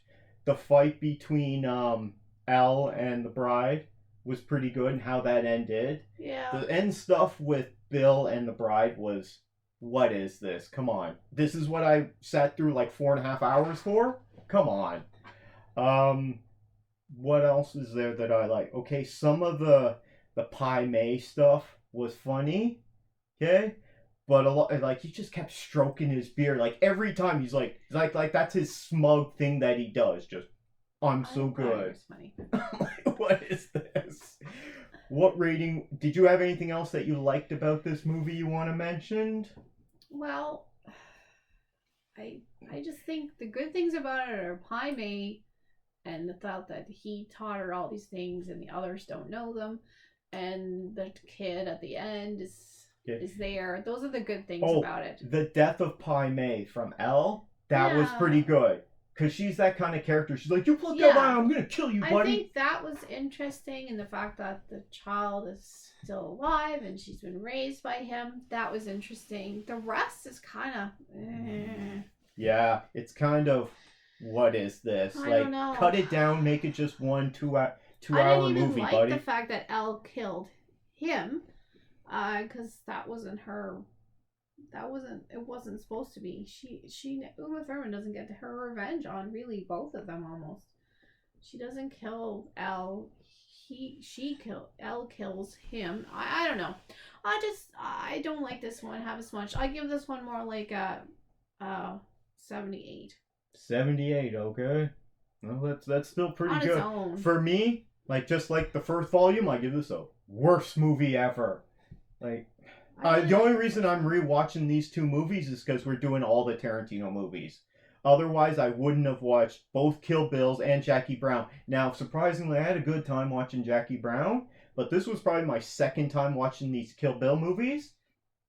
Didn't really... I mean, I think I appreciate parts of it more, but overall, I still didn't really enjoy it. Now, we're probably in the minority because it's got high ratings here. So, if anyone else out there really enjoys or really doesn't like Kill Bill Volume 2, let us know your thoughts down in the comments below. We love to hear from people. We love it when Fluffy Key gets really happy when people leave us a thumbs up. That's always great. And final thoughts? I think it's like a Shyamalan thing. The build up. It can't... It has to end, but he can never really deliver on the ending. Only in one case did Shyamalan really deliver on the ending. Okay, we're not talking Shyamalan. No, but it's like that. You build up so much in the first movie. Now where can we go in the second one? It's not very... Can't go very far, right? Yeah. That was the problem. I understand. Okay, so that was our final thoughts. If you have any thoughts, leave us a comment down below, please. And that was part 5 of Tarantino Unchained. The Tarantino 10. Now it's time to talk more Star Trek Voyager. Oh, goodness. So, Season 2, Episode 22. The last one? Is called Innocence. Oh, these are the last one. These are 26 episodes per season. Wow, back in the day. Jeez. That's really a lot of episodes. Well, the first and season they're not very good, most of them. Why did they keep making this? 22 episodes, or am I just streaming that? That was more late 90s, early 2000s. Yeah, 22 episodes. Yeah. 26, wow. It's a lot of Star Trek. I guess that's why some of them aren't very good. So this one's called Innocence. And this is a Tuvok episode. Not the one I think of. So it starts off, He's crash landed on a planet in his shuttle. All by himself. They let him go all by Nope, himself? Ensign Ricky is there. Oh, no. But he dies right away. He gets like a few lines. He's like, "Oh, I'm so scared." What happened to him? An animate him? No, he just died from the crash. And That's you know not even what? interesting. Ensign Ricky dies in the first minute of this show. Like a big weird alien tiger should have come out and eat him. Did you know that's my thing? So Tuvok's stuck there by himself on this planet, and it isn't long, and he meets 3 alien kids who also crashed there. But must have been just recently. They don't look as if they've been there very long. In fact, his uniform is in worse condition than their clothes are. Right, so suspicious. Anyway, Are I mean, one of really them's got a little bit. kids? No, they are. They did another one. They have to do a bunch of aliens for this episode, so they cheaped out, and all they did was they put an upside down triangle, glued it to their forehead, and it's like, good, you're an alien. Yeah, the costume budget. You have 10 cents for this episode. It looks like they got a scab or something there, but it's really big. Could have been they hit their head on the console. When So they there's crashed. these 3 kids, and he's got to look after them because they crash landed that's there too. Fun. I'm guessing within a couple of days, if not that Why day. is everyone crashing to this place? Yeah, exactly. Why is everyone crashing There's on no this planet? explanation? Oh, okay. Okay. I guess that's not what it's about. It's about basically Vulcan daycare. I guess. And he's not very good at looking at these kids because his kids, he teaches them like meditation, right, skills and how to subdue and suppress your emotions and you know be the calm center of the earth. We saw some of that in Discovery, how they learn on Vulcan. Anyway, it's really boring, and these kids aren't having it. So Gee. these aren't Vulcan kids. Isaac was good at looking after kids on the Orville. At one point, one of them's even bugging him about his ears. He's like, "Hey, how come your ears look like that? Do all Vulcans have ears like that?" And one of them even says, "Do they help you hear better?" He's like, "No." I think they would. Not usually. Anyway, never mind. Okay. Anyway, the kids are giving him a hard time. He has to stow Ensign Ricky's body in the shuttle there. So they don't see it? He has to like put it under one of the benches. They do see it at the beginning. Oh. I'm guessing they saw the other adults that were dead on their shuttle. See, that would be, they see it and then they has to calm down all the hysterical children. That would be interesting. So far, nothing's very interesting. Nope. Nope. It is definitely not interesting. So, while this is going on, Voyager, they don't even realize that he's missing. Okay? What? He's like their main guy. Janeway sent out 2 crews, okay, and 2 shuttles. They only have like 2 shuttles, right? Maybe. Okay? They're down another one now. Okay? Because they do lose the shuttle in this. So I'm thinking they have one that Tom Paris retrofitted to go to. They already lost time one. And space, yeah. Yeah. So I guess that one and then this one Tuvok was on. So I guess they're down to 1 after this Okay. episode. Okay, so while that's going on, Janeway has, she's hanging out and they're talking and stuff, and she's mostly hanging out with Chakotay. Yeah. Who's not in it very much. So they come into contact with this new race, this new alien race. The triangles on their foreheads? Yes. Oh, so it's the first contact situation, and they're talking about how important it is. This is definitely not the Cerritos with their second contact missions. Yeah, no, this is real first contact. In fact, Chakotay, he's not good at it. He tells a story about how he's not allowed to do it because his first time he did, he screwed it up and used the wrong hand signal. And it, didn't go well for him. Like, don't give the crystal people a block of wood. That's what they did. Sure. On the lower decks. Okay. Instead of giving them a big crystal, it was a big log. Anyway, so we don't see B'Elanna or Neelix until the end of the show. And they're there very briefly. So they're barely in it. Okay? So anyway, because they're the other shuttle team. Oh, okay. So they're coming in contact with this new race, and they're called the Drayans.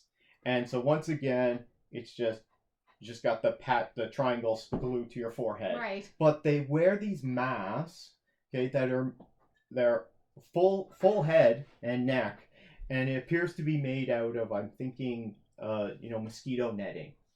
Right. So it's black, but you can still see them for the most part. Right. It looks like they're in mourning or something, right? Okay, like veils, you mean? Yeah, Okay. but it's a whole mask. Okay. Anyway, so they talk to them, and first contact, so they invite them over to Voyager. Okay, want to see the ship? Where are we going to take them? Where's the first place they take them? The Warp Core? The Warp Core! That's the first thing they show Of up. course. Okay. That's like the chandelier in the entryway, right? Okay. So they show them the Warp Core, and they're showing off, but the aliens aren't impressed. Oh. Nope. In fact, they give Janeway shit on it. You don't like the Warp Core. Oh, okay. Okay. And where's the second place they take them? Sick bay. They don't take them to like the cafeteria They- place? The mess hall? Yeah. Well, I don't know. With Neelix's cooking? they don't have, That's like, probably not a 10 good forward. idea. I don't know. They don't You really can't have take a him to the bar. mess hall because of Neelix's cooking. Yeah. You can't take him to the holodeck because it's so dangerous. It's dangerous. Okay. That's not a good idea. You can't let him see like weapon systems. No. Or probably not even the shuttle Probably bay. shouldn't show them the You could Warp take him to Core the shuttle bay, I guess. technology. You don't necessarily want to take him to the bridge. I think all you need to do is replicate something for them, and that would be impressive. Anyway, so they take him to sick bay to go see, Mr. Bad Attitude Doctor there. He's not very welcoming. Anyway, but he does pretty good. He steps in it at one point, puts his foot in his mouth at one point, because like we only see important people down here if there's an accident. Right, right. And then she's like, "What? Is there going to be an accident?" Just take him to Kess's garden, but I don't think she has time for the garden Anyway. anymore. The whole time Kess is standing there, and apparently she's there because she's been coaching him on his diplomatic Actually, skills and his yeah. bedside manner.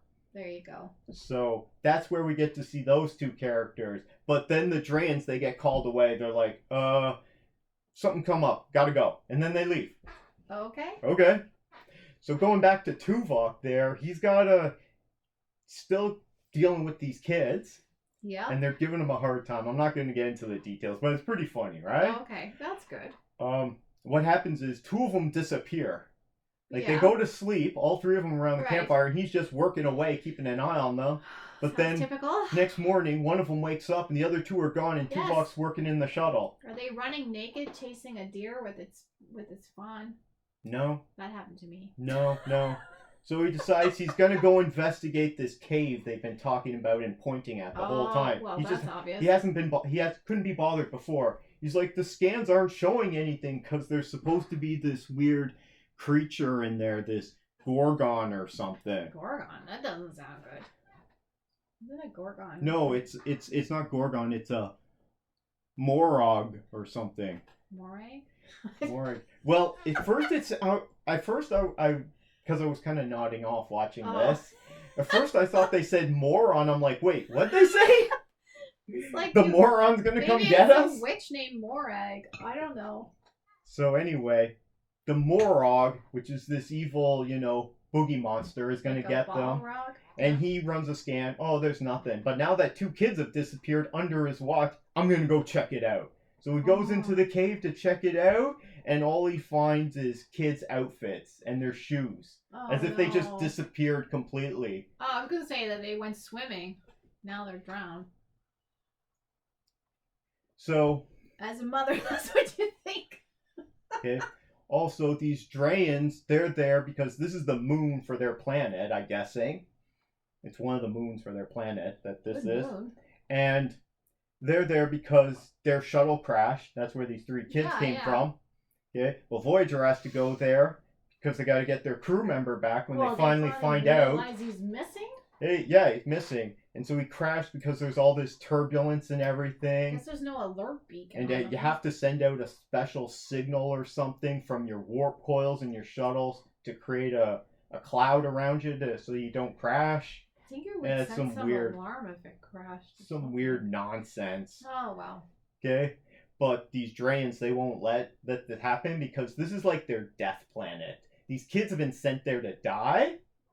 And so that's why they want Tuvok to protect them, right? They're like, they're going to kill us. They get sent there and they're going to get killed by this Morog. And you're like, Jeez what is going on? Louise. So he's like, you can Child sacrifice? request yeah. You're thinking, what the hell is going on here? And so he's trying to protect them, even though 2 of them went missing on his watch. Not a very good not a very good daycare.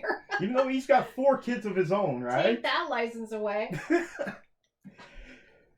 So the kid, and he's telling the kid that she can she can request asylum on Voyager and then go with them because these people her own people are going to kill her. See, it would real too bad. He would have made her fill out paperwork right there on the spot. Okay. So what happens is Janeway starts getting involved and she's like, Right. oh, don't mess with me, you know? She's not taking this crap from this Drayan woman. It's like, Okay. our crew member's down there, our shuttle crashed, we want to get our crew member and and Ensign Ricky who died. Yeah. And when Tuvok when he talks to her the first time, he's like, I regret to inform you, Ensign Ricky died. Okay? Yeah, And she's like, yeah, all right, no. Moving on. They don't care. They acknowledge Give it. his body to the ball rock. They acknowledge it, but they just don't care. Guess this guy wasn't well liked. And he has no family back home and anything. Well, they didn't communicate with them anyway. Oof. Okay, so she's arguing it out with this Drayan, I don't know, Archduke or something. And This is very interesting. she's like, you're going to kill these children and that? Yeah. And so they go down their shuttle and they don't crash. And the Drayans are there too. So anyway, so then they have this big confrontation where Tuvok's trying to protect the kid and they're like, no, you don't understand. You're not allowed to be here. This is sacred land. And Janeway's like, I'm not going to let you kill some kid. Because she goes down with who does she go to the planet with? Oh, Paris. Right. He's in it as well. And it turns out that what's going on is this planet is where they go to die. Yeah. And this race, they age in reverse.